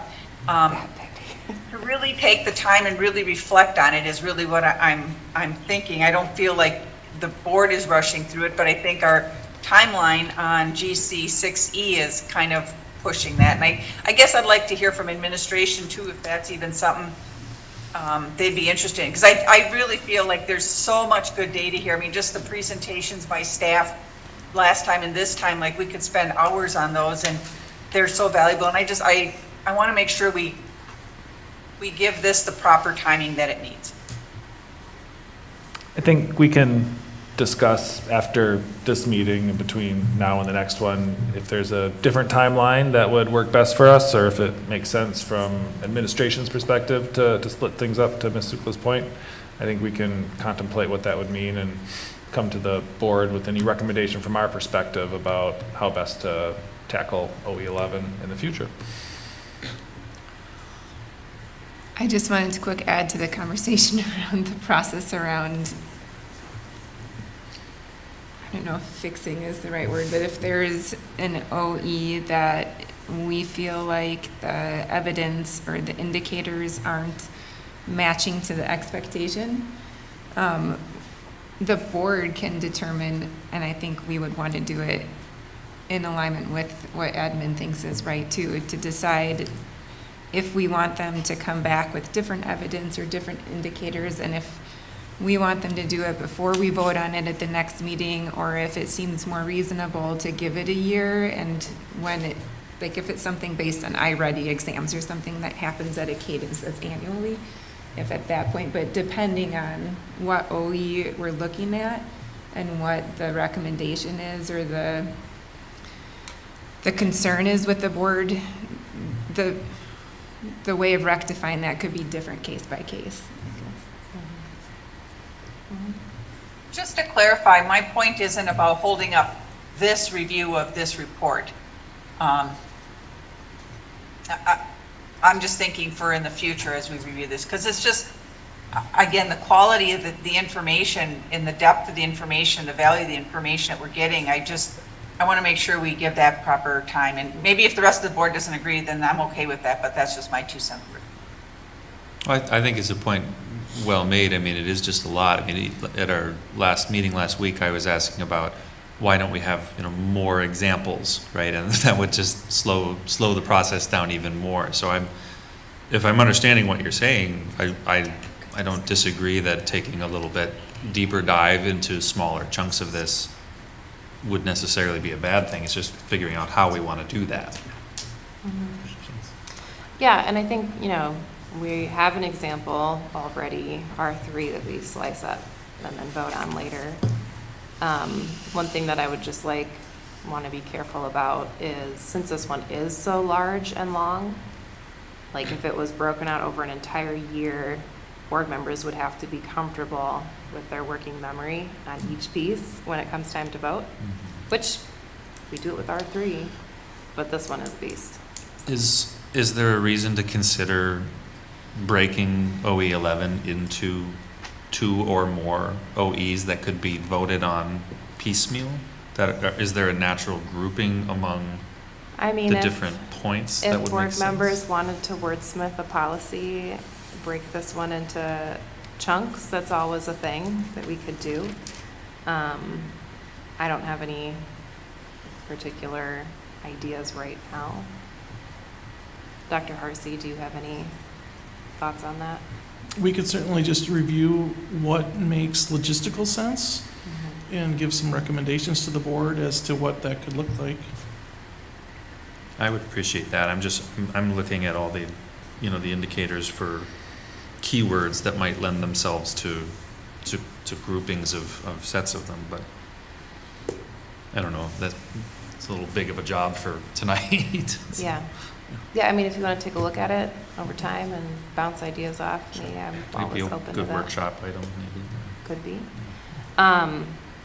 One thing I'm hearing, I guess, from all the comments is that board members are very appreciative of this report and the way that the data is presented. They definitely tell a story in a really clear way. So thank you for that. Kudos. I don't think we're done going through it, are we? Not No. yet. Okay.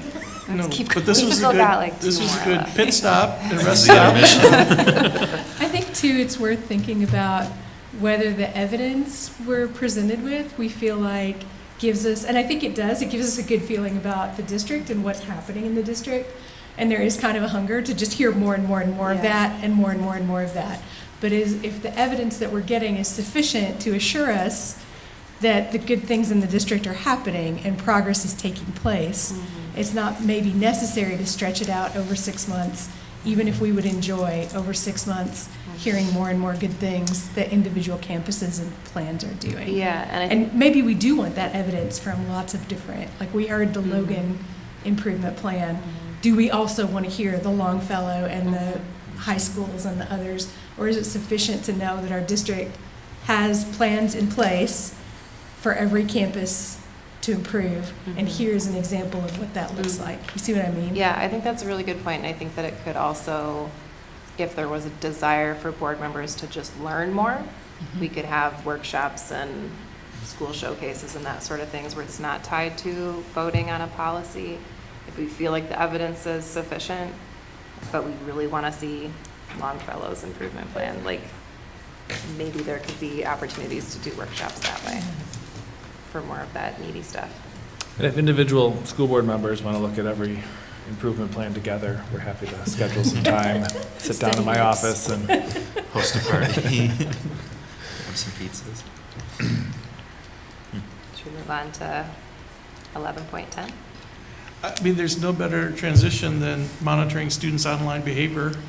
So I think we're ready if you're ready. And this is still telling part of the story. So Michael St. Pierre is here. And one of the things we talked in preparation for tonight is just that. This will be just a little bit of kind of a taste of the information. And if the board were interested, for example, and boy, that was interesting, let's take a deeper dive. A workshop opportunity. I know we'd love to share more about the efforts being made. And again, I guess we view this as kind of the growth we've made as a district over time and the celebratory nature of how we're working to, not only educate children, obviously, but ensure that their safety is first and foremost. So with that, I'll turn it over to Michael St. Pierre, and thank you for being here and appreciate your time. Thank you for having this opportunity to go over OE's 10.1 and 10.2. Regarding the safety, security from our network to our devices and the ways we protect both.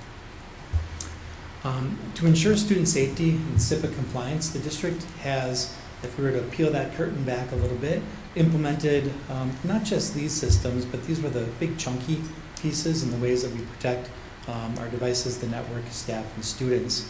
The first one is Content Keeper. It's a web filtering system. We've developed new partnerships with the Center for Internet Security that provides a malicious domain blocking report.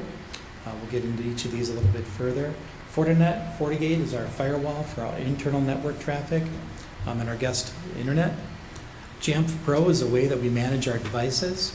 Microsoft Defender would be our antivirus protection solution for every device in the district.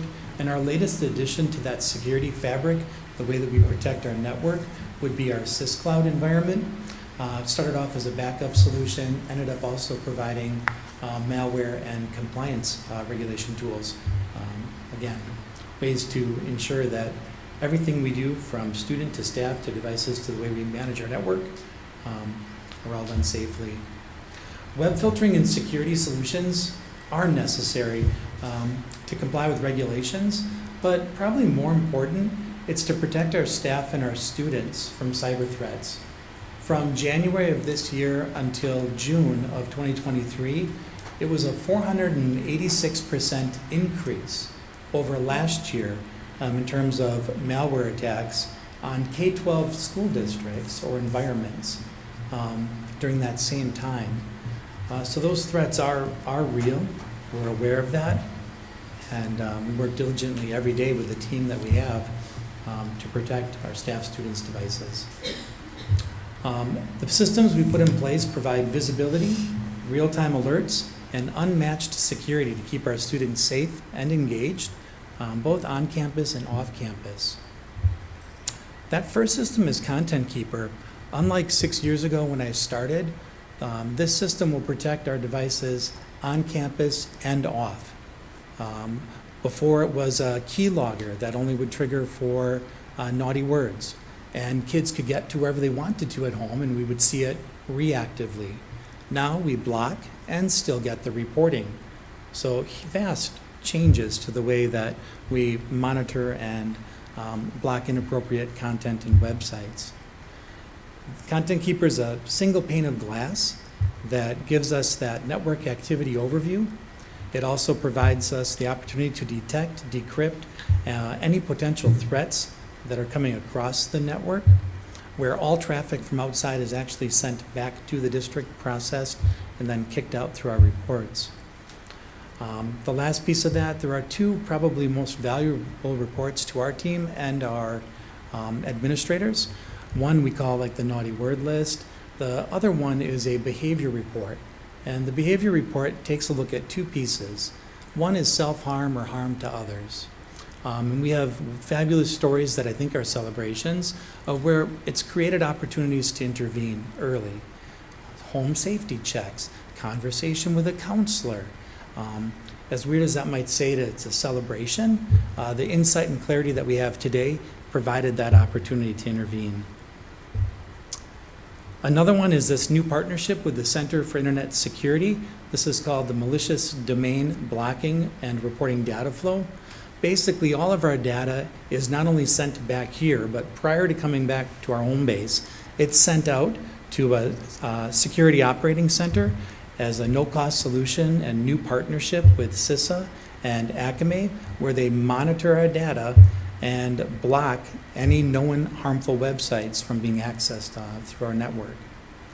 We get a weekly blocked request log, and that information is loaded into the systems that we have by policy in our firewall and also into Content Keeper to continually improve the safety of our network. Just to give you some insight, we have almost 12 million individual entries or DNS entries, websites that people try to go to over the course of a week. 1% of those point to risky domains, and out of that, 5% of that 1% are malware-identified sites. So these systems have real consequences that in other districts maybe are shutting them down for weeks at a time and have an exorbitant cost. Internally, for our local area network, we use our Fortinet FortiGate Next Generation Firewall. That firewall takes any of that internet traffic and finds out if it's good or bad and before it gets in, but it also takes a look at the machines and how they talk together. And then if there's one machine that starts to get a little bit of an attitude, misbehaving, it'll be able to isolate, shut down, and report out on what's happening on that device. When it comes to our devices, we use something called Jamf Pro. Jamf Pro is our mobile device management. It actually lets us configure the devices, send out profiles, policy scripts, tell the device what to do and what not to do from a back-end side. It also tells us what hardware, software, and security configurations are on the device. So when we get an alert from Homeland Security that says there are known vulnerabilities, we can see if it impacts our network and then kick out that patch to prevent that one from causing damage within our environment. And then also gives us the ability to send updates that are necessary proactively to prevent intrusion. Just this last year, we added Microsoft Defender as an endpoint detection and response system, a next generation antivirus, big fancy words for it, automates an investigation and a fix. So it finds out what's wrong and applies a fix to that vulnerability without us having to do anything. So a PDF that starts to act like an executable file will be stopped, quarantined, and it'll alert us what machine that was happening on. Tools that, seemed like a fantasy not that long ago are at our fingertips today and automated. SysCloud is the newest addition to our security fabric for the district. This was actually purchased as a backup and restoration service where we went from being able to restore district services within weeks, which would have been really good, to now hours. So that's a substantial change with the addition of this service, focused mostly on our Google environment and our Microsoft environment. Also monitors for ransomware and provides compliance reporting for personal identifiable information that has been found in our Google environment or our Microsoft environment. Doesn't mean that it doesn't belong there. It could be email, it could be a personal drive, but it gives us insights that we've never had before. So the tools that are shared ensure device security, student safety, and SIPA compliance within the school district of La Crosse. They provide visibility, real-time alerts, and unmatched security to keep students safe and engaged anytime, anywhere. And the district is committed to providing a safe and secure learning environment for its students. And these tools that were shared amidst an array of other tools that we have at our disposal are a part of that commitment. I've added a Content Keeper case study for the School District of La Crosse as a link, as well as a link to our Technology Services website, another access point for families, students, and staff members. And it also provides a nice FAQ. With that, thank you. And I did bring, if there are deeper questions that get nerdier than I feel comfortable answering on the spot, Rob Elford and Alex Schaefer as well. Two of our network engineers who are fairly new to the district. I feel like it's just me. Sorry. First of all, thank you, because that gives kind of a warm, fuzzy feeling that there are pretty robust tools in place and that they are up to date and cutting edge in some cases. I didn't know that that level of security was in place, and that was nice. My question is more. It may be more for Dr. Engel, because it's in the interface of the reporting. I'm interested in the naughty word list and the behavioral report that you get. As I noticed in the screenshot that you gave us here, it's a lot of students searching about To Kill a Mockingbird, right? So if it's a part of course content where there are titles and things that are going to trigger that, how does the behavioral report lead to action, either administrative or school counselor? What's the relationship there? Sure. So we have a team of, besides our security team, there are 2 other administrators that get full district reports. Typically, my mornings start off with a daily check. That's one of the first things that I do. I drop the district report into a pivot table, breaks it down by entity, breaks it down by students, because if you've noticed, sometimes it's one student with a lot of incidences. Right. So that'll compact it on and allow us to make it a little bit more meaningful than a large spreadsheet.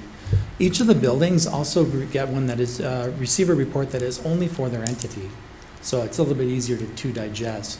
When we first implemented Content Keeper, I would call administrators, and they're kind of still feeling out, getting used to those reports, like, oh, I didn't see that. Today, over the course of the last couple of years, it's a different response. I've already made a phone call. We have a meeting set up with a student. We're investigating. We made a home check this morning. So it has an impact, and it's digestible. And building principals are paying attention, administrators, to the reports. That's really great to hear, because I'm sure everybody's aware we've had any number of instances where it seems like signs were overlooked and then tragedy has happened, and so I'm glad to hear that seems to be taking place. So. Yeah, the threats to schools are real. I know that I think the MGM in Las Vegas was just shut down and crypto locked for almost a week, losing $15 million a day. If it can happen to them, and it was just through a phone call that was passed through some systems. Michael St. Pierre and his team are very aware of the challenges in other school districts, and there have been some pretty public cases where they've been shut down for days or weeks, lost access to their devices for periods of time, paid ransoms in the tens if not hundreds of thousands of dollars. And so I'm thankful. So every now and again, I'll joke with Michael that he'll send out an email. All right, everybody, you have to do this thing now. And I'll be like, this stinks. Thank you for keeping us safe. And I am thankful for that, because those extra layers of security, I just had to log back into my Google because it kicked me out after 12 hours. frustrating some days, but I also know the school district that had that problem and the amount of time that they lost to instruction, the amount of time they didn't have access to all of their information. All of their staff needed to go change all of their passwords and bank accounts because it was all lost to the dark web. So the amount of PII, FERPA compliant information that we have access to that Michael and his team keep safe every day. I am so thankful for every extra restriction and barrier that we put in place, as frustrating as it may be on a day-to-day basis. Would our insurance cover ransom? They do under certain circumstances. Yeah, so we do pay for cybersecurity insurance. I've reviewed the policy with Davita Moling in the business office. We stay on top of and also go through an audit that allows us to ask questions about what happens if, are there any riders in there that we should be aware of or other nuances to the policy, to just make sure we've dotted our I's and crossed our T's, and that's an annual process. So there's some requirements in there for us to, whether it's annual cybersecurity training for all of our staff or ongoing compliance monitoring with, like fake phishing schemes. Those are things we do to keep our staff safe and re-educate folks along the way, which also makes us compliant with that insurance policy. Yeah. I'm not sure if this is outside the purview. I was sort of looking through the policy to see, but do we have, I've been on some campuses where students are getting lessons in protecting their own devices, like from library staff or something like that. Does that fall under something like this? And yes, it's part of the library program services in their curriculum. Yeah. I thought it was really cool. They're through grade 8. Basically teaching young people to try to protect themselves against these kinds of threats. We go through training as faculty. Sorry, I didn't mean to cut you off. Yes. Thank you so much. Thank you. Thank you. Thank you. Now, in 11.11, that we easily could have, the indicator says the superintendent will protect the instructional time provided for students during the academic day.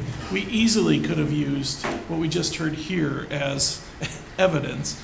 We did not, but what we did use in indicator 1, disruptions to the academic day will be discouraged. We communicate the importance of continuity of instruction and limiting disruptions in a variety of ways.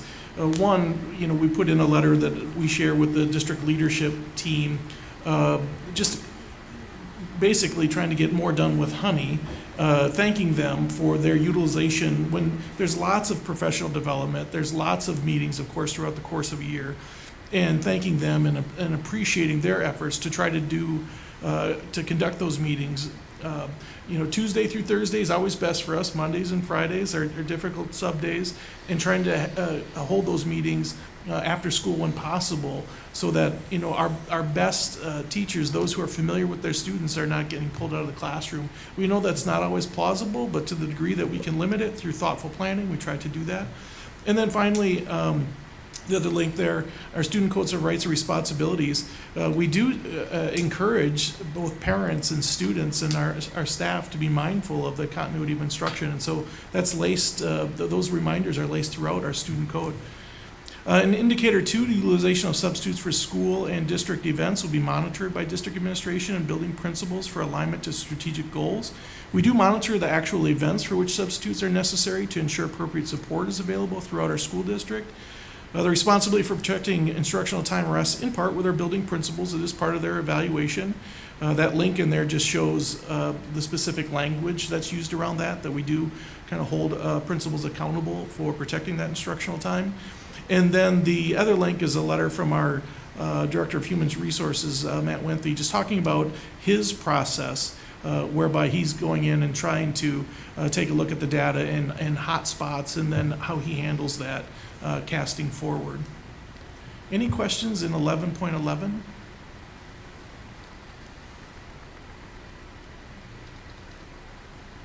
Okay, and then finally in 11.12, Superintendent will periodically review and present for the board approval any school attendance boundary changes to ensure reasonable balance in student enrollment.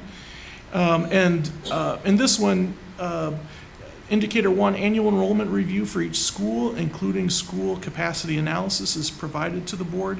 Best example, every year, I apologize for the redundancy of this, if you look back over previous reports, our school budget that Patty, Ms. Sprang provides every year is a great example. I think it's pages like 20 to 30 or 23 to 30 every year has our enrollments in there. And then we do have to declare every January open seats.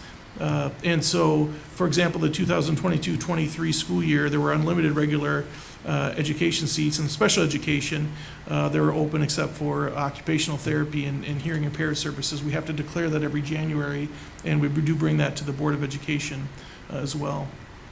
In Indicator 2, this one, feel free to, as board members, let me know.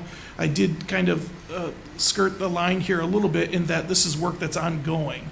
So this report is a report that's in the rears, and yet this is work that's happening with the FAC. So I do apologize for that, but it is a good example perhaps. But Indicator 2, when necessary, provide potential recommendation and alternatives for student school attendance based on the annual enrollment review and district enrollment projection. Of course, we use the UW Applied Population Lab study regularly, and then, like I wrote in here, while the work is still in progress, that Facility Advisory Committee is conducting that work currently. So with that, I guess I'll answer any final questions, but I would just say I do appreciate, and there's been lots of thoughtful dialogue, just a level of interest. And that's very beneficial for our school district. I think it sends the right message to staff and our community that this is where the heartbeat and the attention of the district should be. And so however this report looks going forward, if it's broken up and spread out, or if it remains similar, just know that I appreciate there's the fact that you recognize that there's lots of staff behind this and lots of hours, and then you take the time with it. That means a lot to all the people who are putting the effort in to bring it forward for consideration. So I'll stop there. I have a question on Indicator 1 for 11, OE 11-12. I think the years or the dates, something screwed up, because you've got the 22-23 budget plan is being shared tonight and approved in the future, and then we're compliant. So either it's the 23-24 budget plan with that timeline, or it's the 22-23 was adopted in September last year and October last year. So I don't know which one you wanted, but those don't jive. Yep, Ms. Sukla, you're spot on. Yep, thank you. So we'll get that edited before we approve it or vote. Thank you. Vote on that one.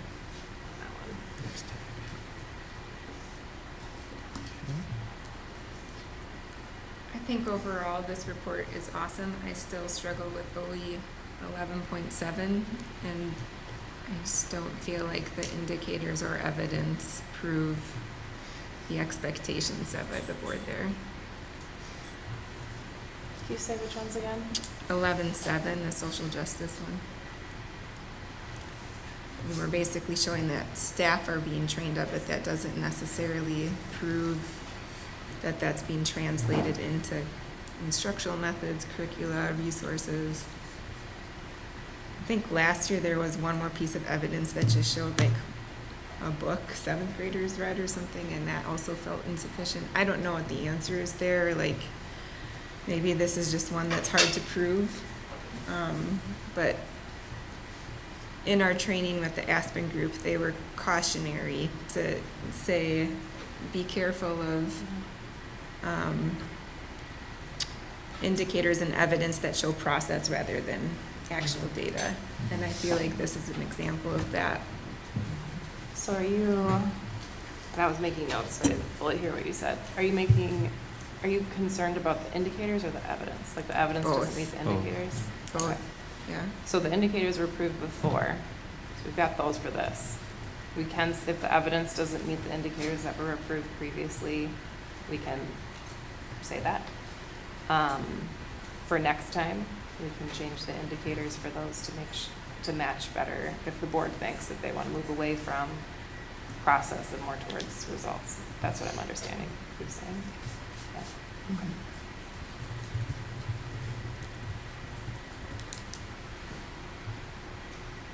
I was trying to remember too. I feel like we looked at a piece of data that was like an essay prompt maybe across English, 10th grade English classes that had to do with social justice issues. Maybe that's in a different, maybe that part with the students is in a different part of the policy since this is about the strategic plan. I don't know.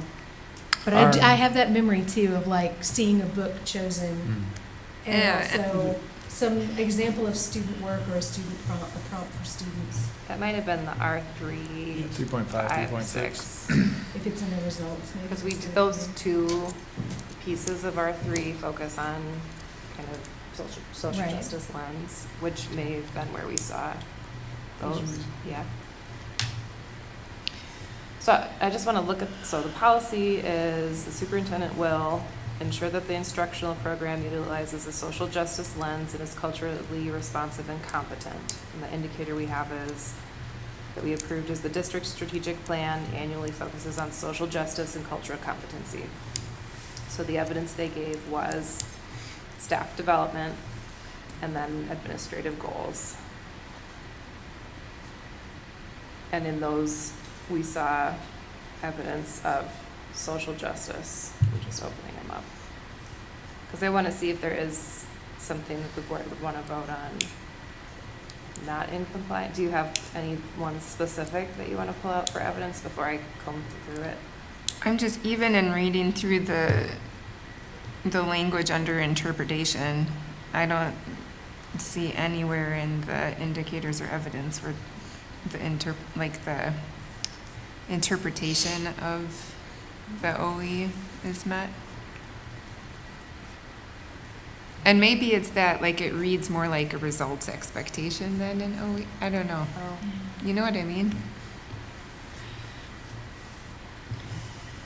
Well, I think even with that, I would want to see, like, we talked about this last year too, some sort of reflective piece from faculty on the impact, I guess, of the trainings. Like the fact that we offered the trainings is good, and that's something we can definitely, I mean, it has the advantage of being provable, right? We can see that the trainings were offered, but knowing maybe how many faculty participated in different campuses at the different kinds of trainings, having a snippet of what they thought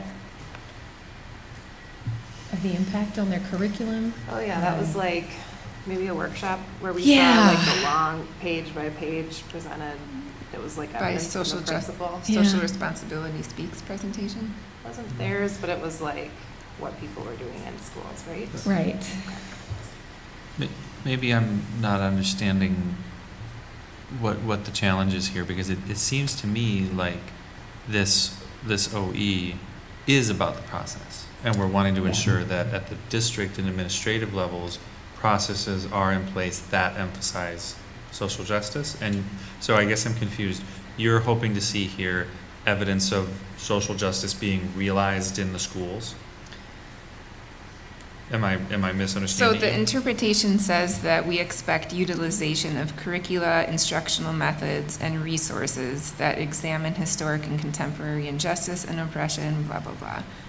But the evidence underneath shows us that staff are being trained, essentially. Right. That's where I'm seeing a That disconnect. makes sense to me now. Thank you.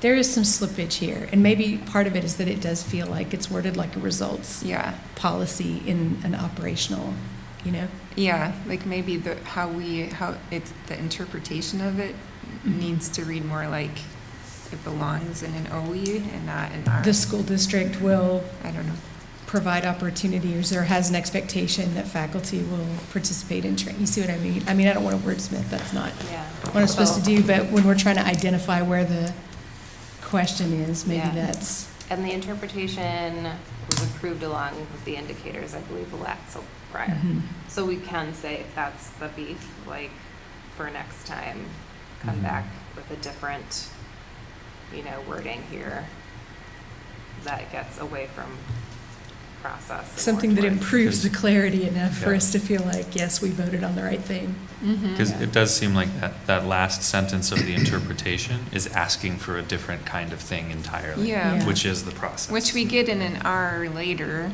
Right. So yeah, maybe it's just changing the interpretation area. I don't know. Hmm. So we can't change it as a board. That's superintendent's responsibility. But we can suggest that this interpretation We can feels like a say- results Yeah, and interpretation so- rather than a process. And in And that the cause preparation current for- consternation among the Yeah, like board. the next Wag of the finger. For the next meeting, well, and to be fair, no fingers wagged, because we Yeah. approved it. So We it's wagging did. at us. Indeed. But for the next meeting, if it sounds like around the table there's some beef with the interpretation, agree. then that's a signal to the administration to look at that again.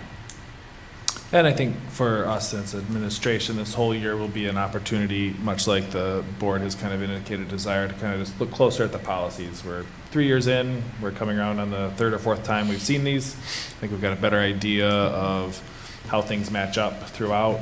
They were put together in at the beginning of COVID, so there's stuff going on there too. So I think it's a good opportunity to review, and we will certainly take a closer look at OE 11.7 and see if we have recommendations for change. Okay. So before we move on, Katie, did you have any issue with the evidence meeting the indicators that were approved as part of that one?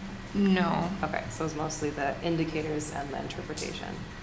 Mm-hmm. So for our next meeting, we'll have the opportunity to look at what the administration proposes, and we can say, good job, or go Yeah. back. Sound good? Yes, thank Okay. you. Good.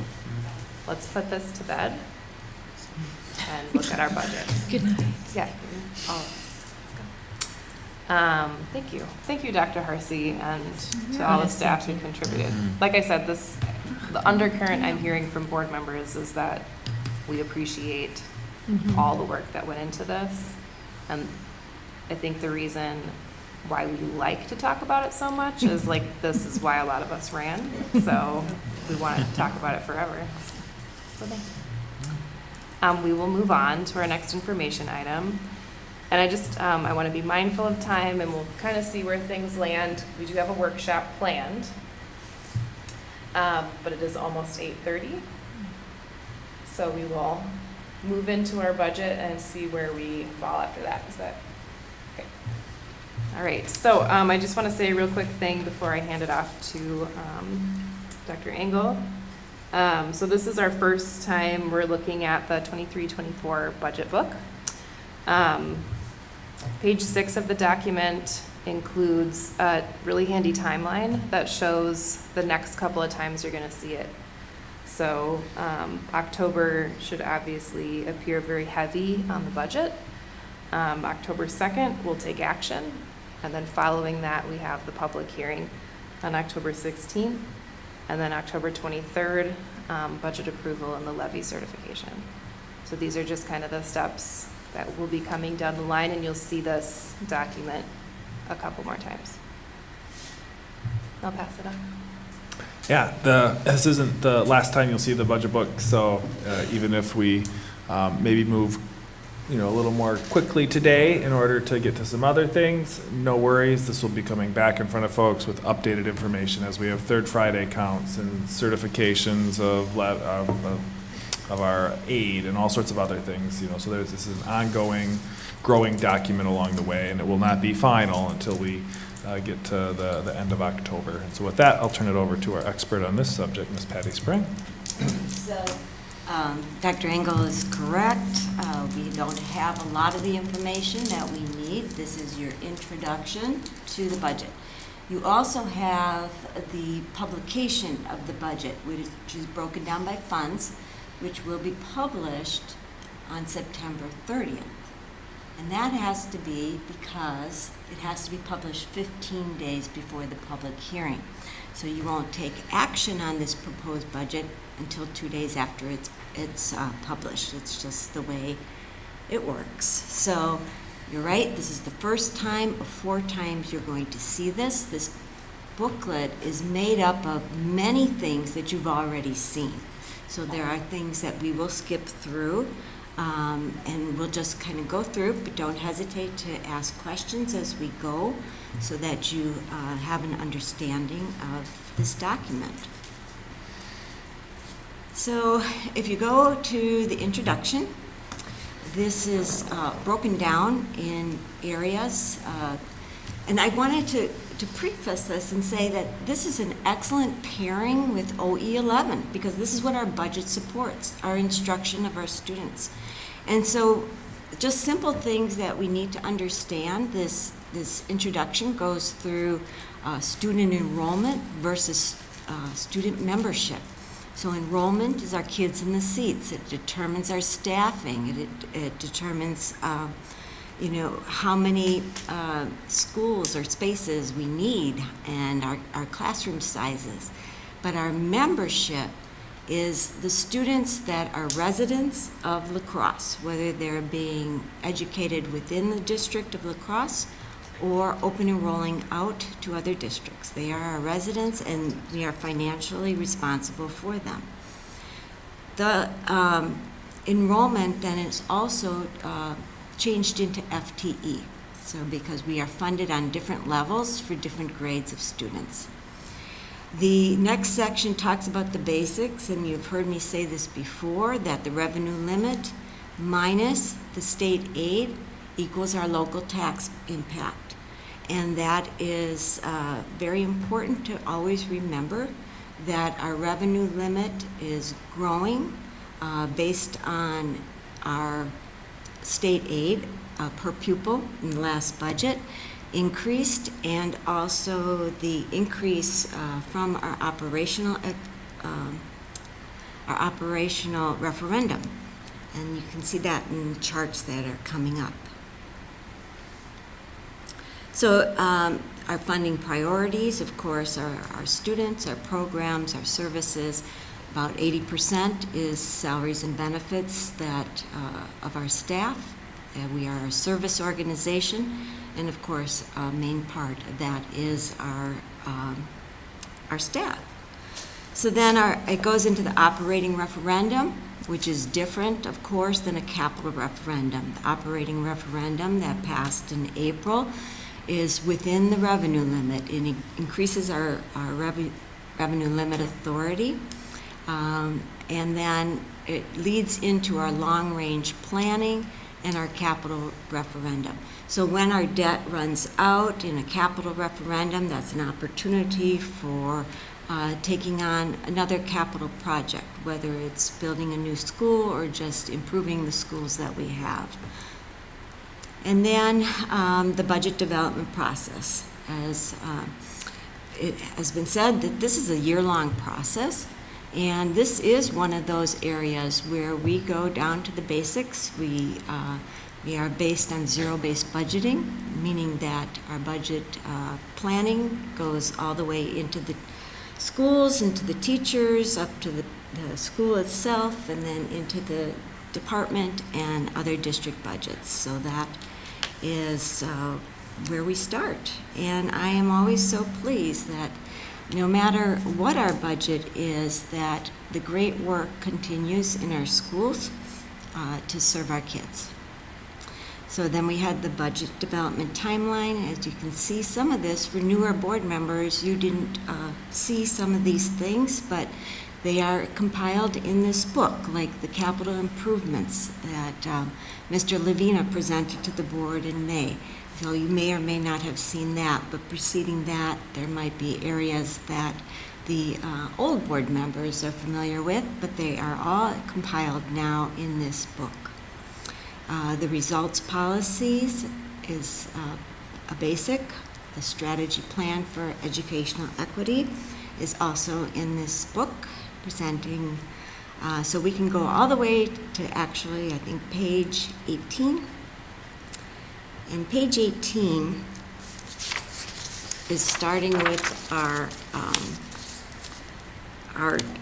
budget and the state funding. So of course this was a great year because it was the first year of a biennial budget, It helps us plan now for this year and the following year. But I will say that the increase in funding for the per pupil was very helpful. So if you look at that state funding page, the categorical aid increased, meaning all those aids that are outside of the revenue limit, like the special education aid. So that helps our district. I will also add that the school levy and the first dollar credits are included actually in the state funding for K-12 education. However, schools don't see any of those dollars. They're put in there for tax relief. You'll notice that on your tax bill, that you will see those credits. So anything that we levy is reduced for our taxpayers by those credits from the state. Then also included in the statewide K-12 education budget is the funding for voucher programs. So we have a lot of dollars that go to the private schools in the school district of La Crosse based on the voucher program. That increased considerably in the state budget, probably more so than the funding for the public schools. So the next is the revenue limit and the equalized aid change. Now this is, of course, based on our proposed budget, our preliminary budget. We do not know our third Friday count. We do not know our property value estimate. We do not know our equalized aid. We do not know the dollars for voucher schools or the transfer of service. Those are all things that are going to come down the line. Last Friday was third Friday count.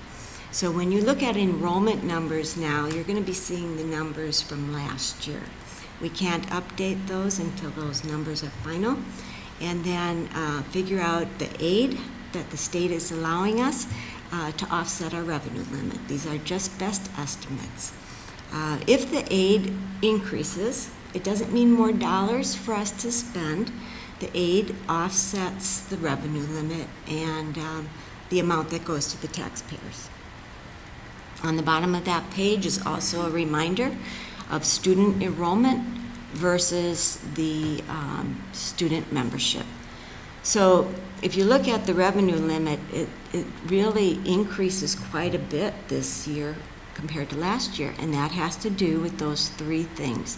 The state has given us more money per pupil within the revenue limit. We had passed a substantial operating referendum that is within the revenue limit, and there's a large increase for the private school voucher students, which is within the revenue limit. Any questions so far? Okay, the next is just some revenue limit. Dr. Sprague, did you have a question? Yeah, I saw your brow furrowed. I'm sorry.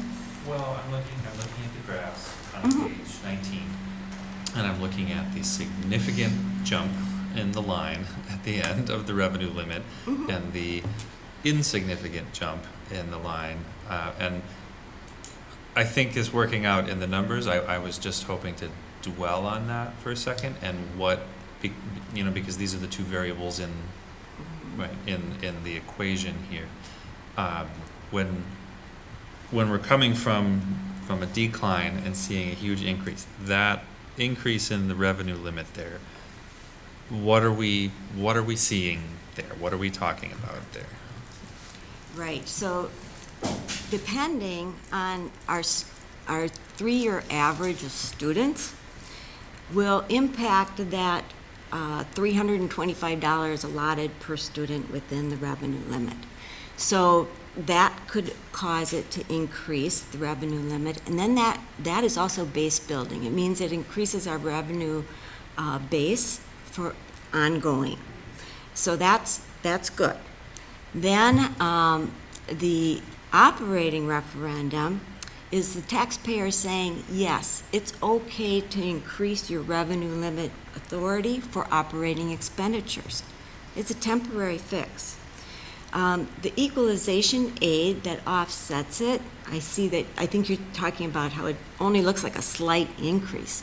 And that's the thing. So equalization aid is based on last year's expenditures. It's also based on one big pot of money for the state.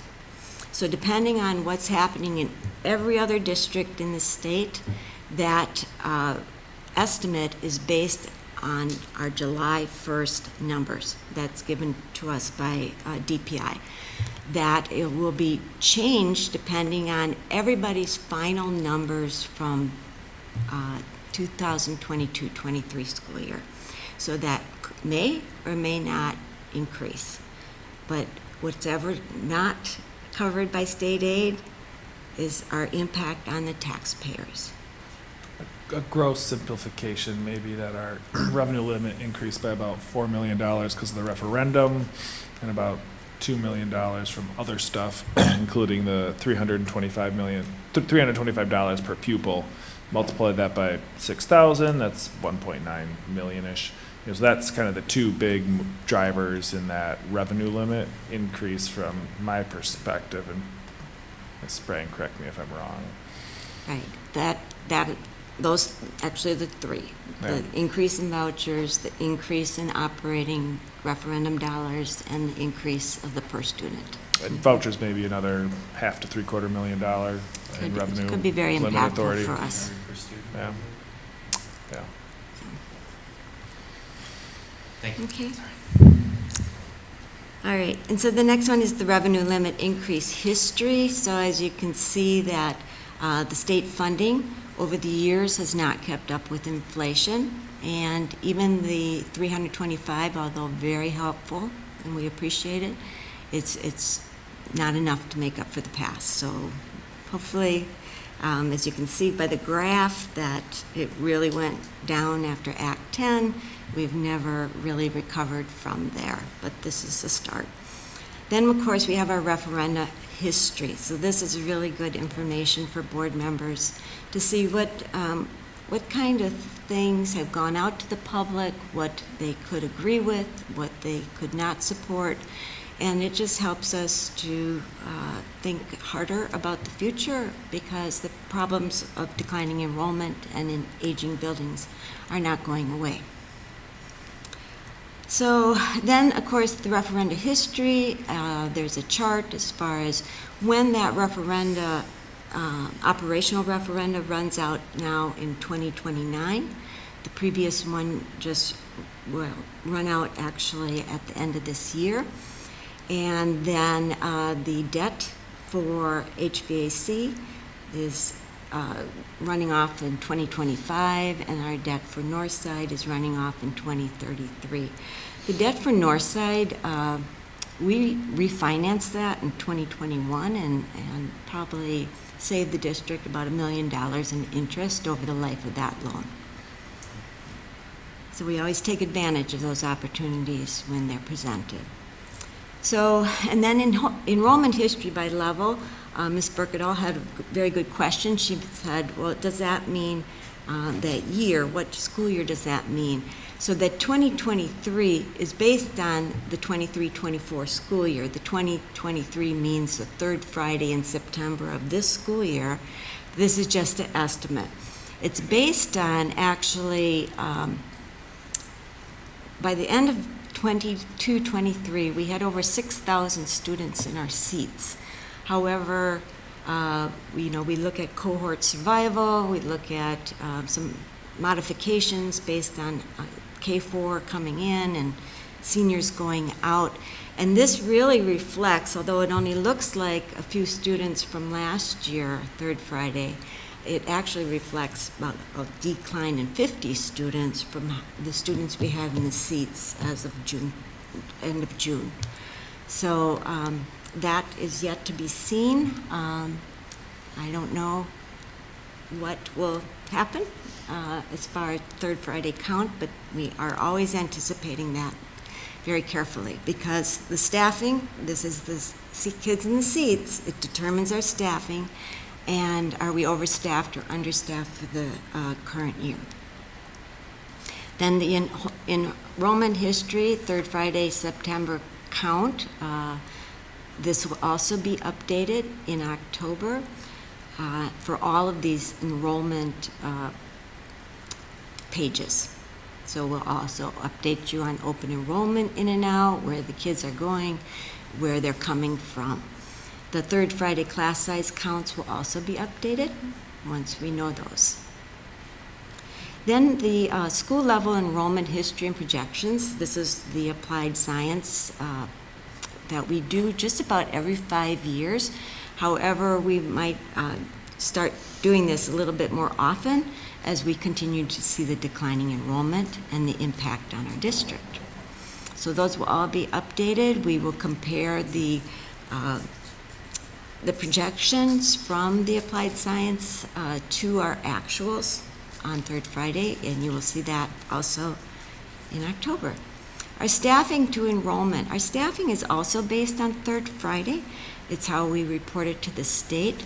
This staffing estimate is as of September 1st compared to our estimated enrollment. So it's very much an estimate.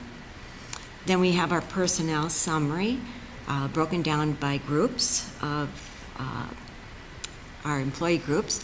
One thing I will mention that part of the teacher decline was we reclassified our school psychologists, quite a few of them, to other school support so that we could extend the length of their service days to the district to help us out with many of our mental health areas.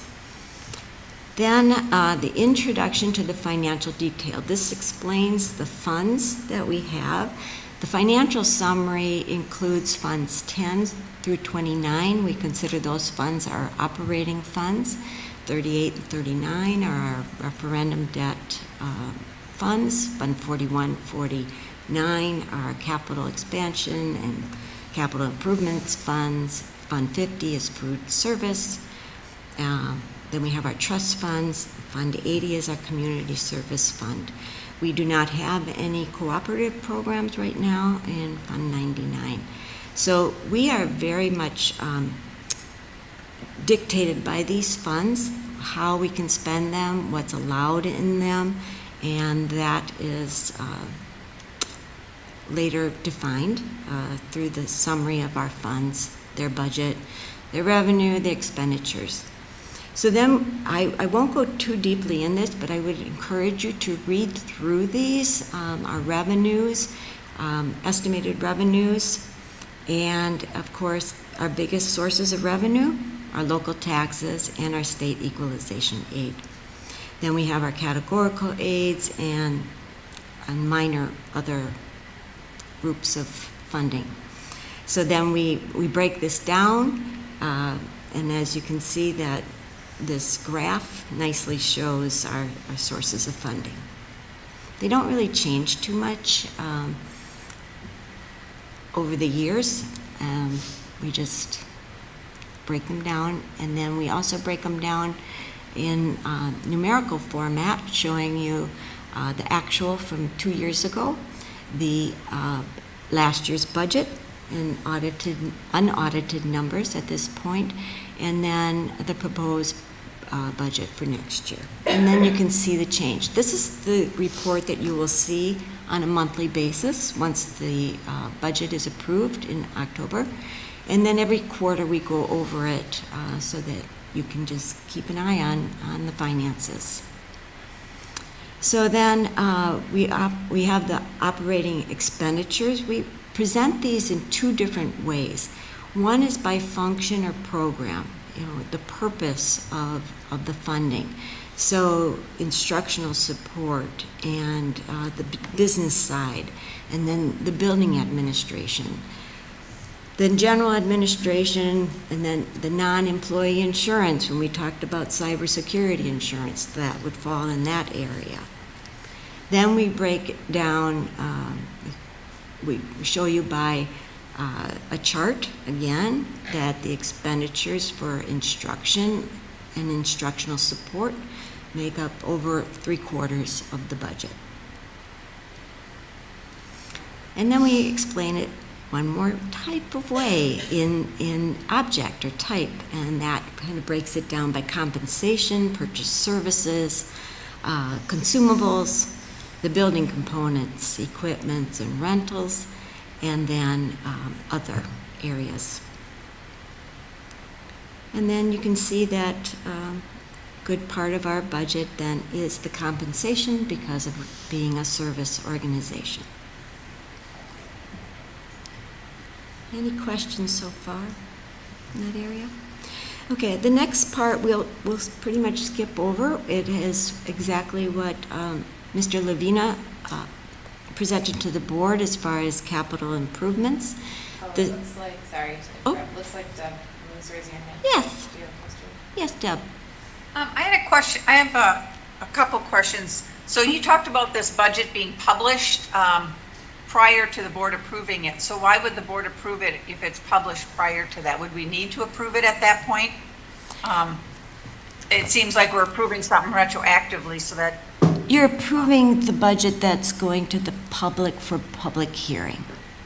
So really, we're publishing it for the purpose of the notice of a public hearing, so that people can review it and bring any questions or concerns to the board at that time.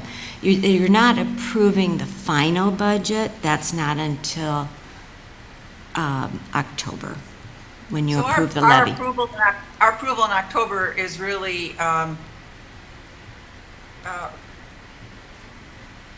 of just rubber stamping what's already been done by September 30th publishing, correct?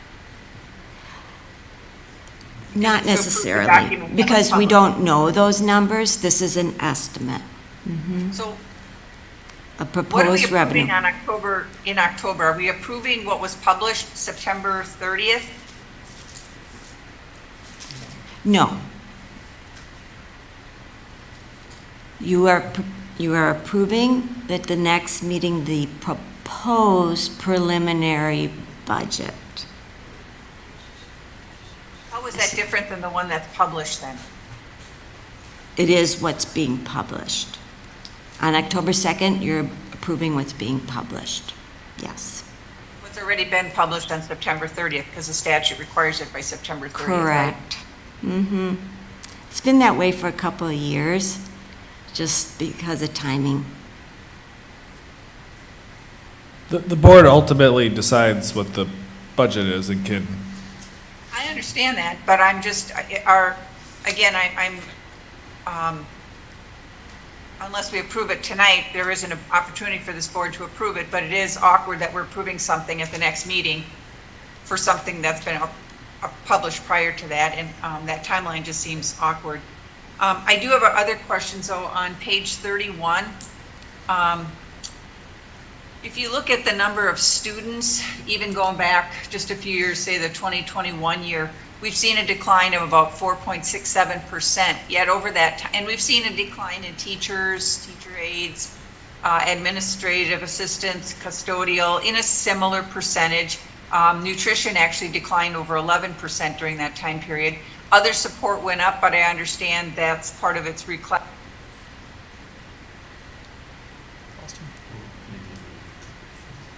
Ms. Sugler, I think we've lost you.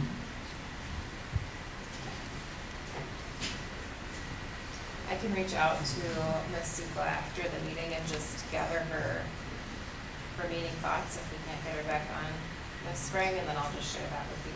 Sure. But I do want to just confirm that I understand something correctly, that the DPI or the Wisconsin state statutes has, these are all established. Yeah, we lost you. Yeah. Where did you lose me? Because I've been talking a while. So Deb, maybe this will help. So we are a unified school district. We are not required to have an annual meeting. We are required to have a public hearing. But as a unified school district, we have to post a proposed budget 15 days before our public hearing. A common school district, which we are not, has an annual meeting where their public actually approves their proposed budget, and then they have 10 days before their public hearing, which is usually the same time as their annual meeting, to post or to publish their budget. It has to do with a unified school district's board has more authority over the budget than a common school district, which first must get public approval, and then they set the levy based on, is what the public approved going to be enough, but they have the authority to change it.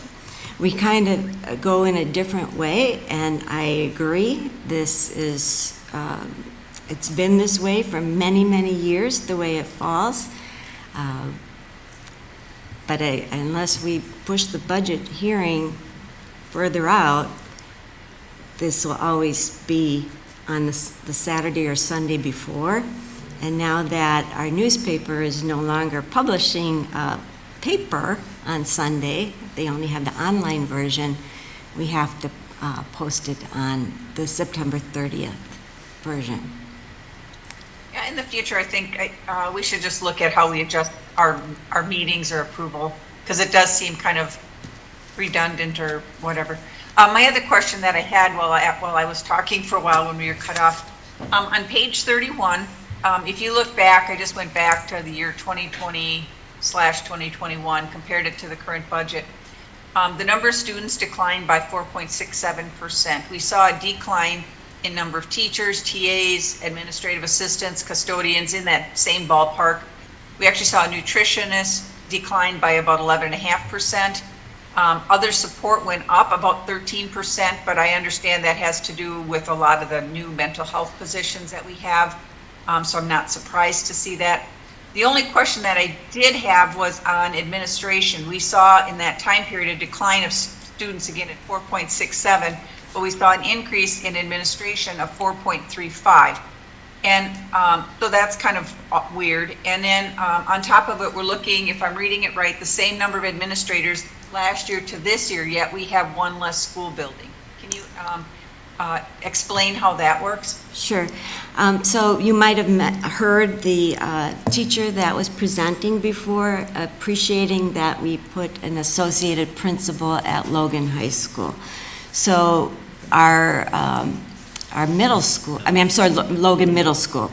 Our middle schools always, except Longfellow. Longfellow had a principal, an associate principal, and then a dean, and a dean is not considered an administrator. They are considered other support. But Lincoln and Logan Middle School only had a principal and a dean. And so when we split up Lincoln, we actually moved then an administrator position to Logan Middle School to say now we have a principal and an associate principal at both of our middle schools. As we went through the consolidation process, listening to our teachers in that process, they indicated a desire for more administrative support as they had more students in those buildings. Maybe over time, as things get worked out, we might not need that support, but in listening to our teachers, they definitely indicated they want additional help in their building for managing student behavior, supporting them in their professional development, PLCs and other things. Is that an administration thing, or did the prior board approve that? Administrative staffing levels are an administrative decision. My other question is, if you look at on page 38, the revenues, and in page 42, the expenditures, if I'm reading it correctly, it looks like they don't balance out. They do not balance out. So if you remember back when we had our fund balance designations, we had some funds that were from a grant called Get Kids Ahead. We received the revenue in prior years. We put it into fund balance, but we have to use those dollars in this year before the end of 2024.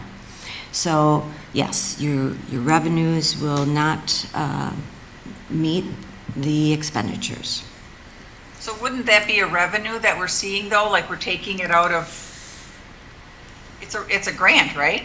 It was it was not a reimbursable grant. It was a grant where we received the money, but we had a few years to spend it. And there's about The last year of it? Hmm? Is this the last year of it, or this will affect future budgets? It will affect future budgets, just like the ESSER funds.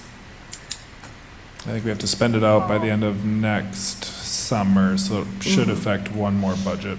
Okay, I'm gonna make a quick statement. We've got 10 minutes to 9. Mr. Taff, I don't think we're gonna make it through your workshop tonight. We will be in touch with you about rescheduling that. I'm so sorry for that. I just have one quick question, and that's on page 50. Lincoln is listed, so I would think in this budget it wouldn't be, and then the Soda and Cooley Montessori for middle school should be attributed to the correct buildings. Just the only thing I noted. Thank you. All right, Ms. Spring, do you want to keep working through the budget? I think where we left off was... Sure. Yes, we do have those buildings because we have Lincoln. We have not sold Lincoln yet, so it's still part of our property. Yep, and so through the capital improvements, and then we get to a lot of the pages that are going to be updated in the future. We go through the community service levy. We already presented that to the board in August. If there's any changes, we would bring them back to the board before your final approval. Then the fund summary. This is where we were talking about all of our funds and the revenues and expenditures. As you notice that Fund 27 and Fund 10, that they look skewed because we transfer dollars from Fund 10 to Fund 27. So that Fund 27 has a zero balance at the end of the year, but those dollars, that $10 million that we transfer over on an annual basis, are not included in those two funds. They offset each other. Our revenue limit, state aid and tax levy, local impact. So that first line is all estimates. So that's where we look at that increase to our revenue limit is substantial based on those 3 items that we had mentioned earlier. We have a percentage increase in property value based on like 4.36% for this coming year. We will not know that for sure until October 1st.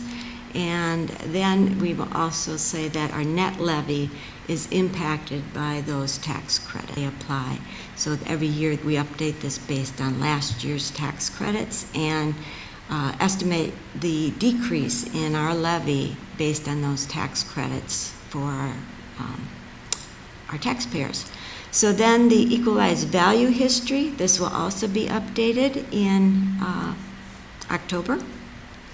And it's broken down by municipalities. And then the percent of equalized value, the change for each of our municipalities that support the school district of La Crosse. And we'll update that again in October. All right, so because we are short on time, we're not going to have any additional comments or questions. Please direct those to Ms. Sprang via email. That's a preferred way to communicate. And we will move on because we do have to approve our agenda for next time. And thank you, Ms. Sprang, for working through that. I think for the sake of brevity, we will skip announcements unless there are burning things people want to share. Okay. Let's move on to our agenda planning. I'll make a motion to approve the October 2nd, 2023 Board of Education agenda with any additions or corrections. Second. All right, so with a motion by Dr. Sprague and a second by Ms. Berkadal, we will approve the October 2nd, 2023 Board of Education agenda with any additions or corrections. We'll do a quick voice vote. All those in favor? Aye. Aye. All those opposed?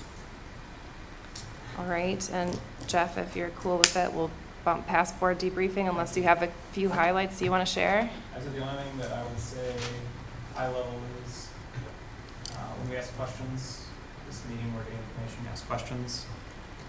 refrain from direction or like till the next meeting. I know it's hard because I take notes, but that's the only thing I think I saw again tonight was Yeah, gather information on the informational nights and talk through the stuff on the second meetings. yep, absolutely. Okay. Good process, though. All right, we will adjourn. Thank you, everybody.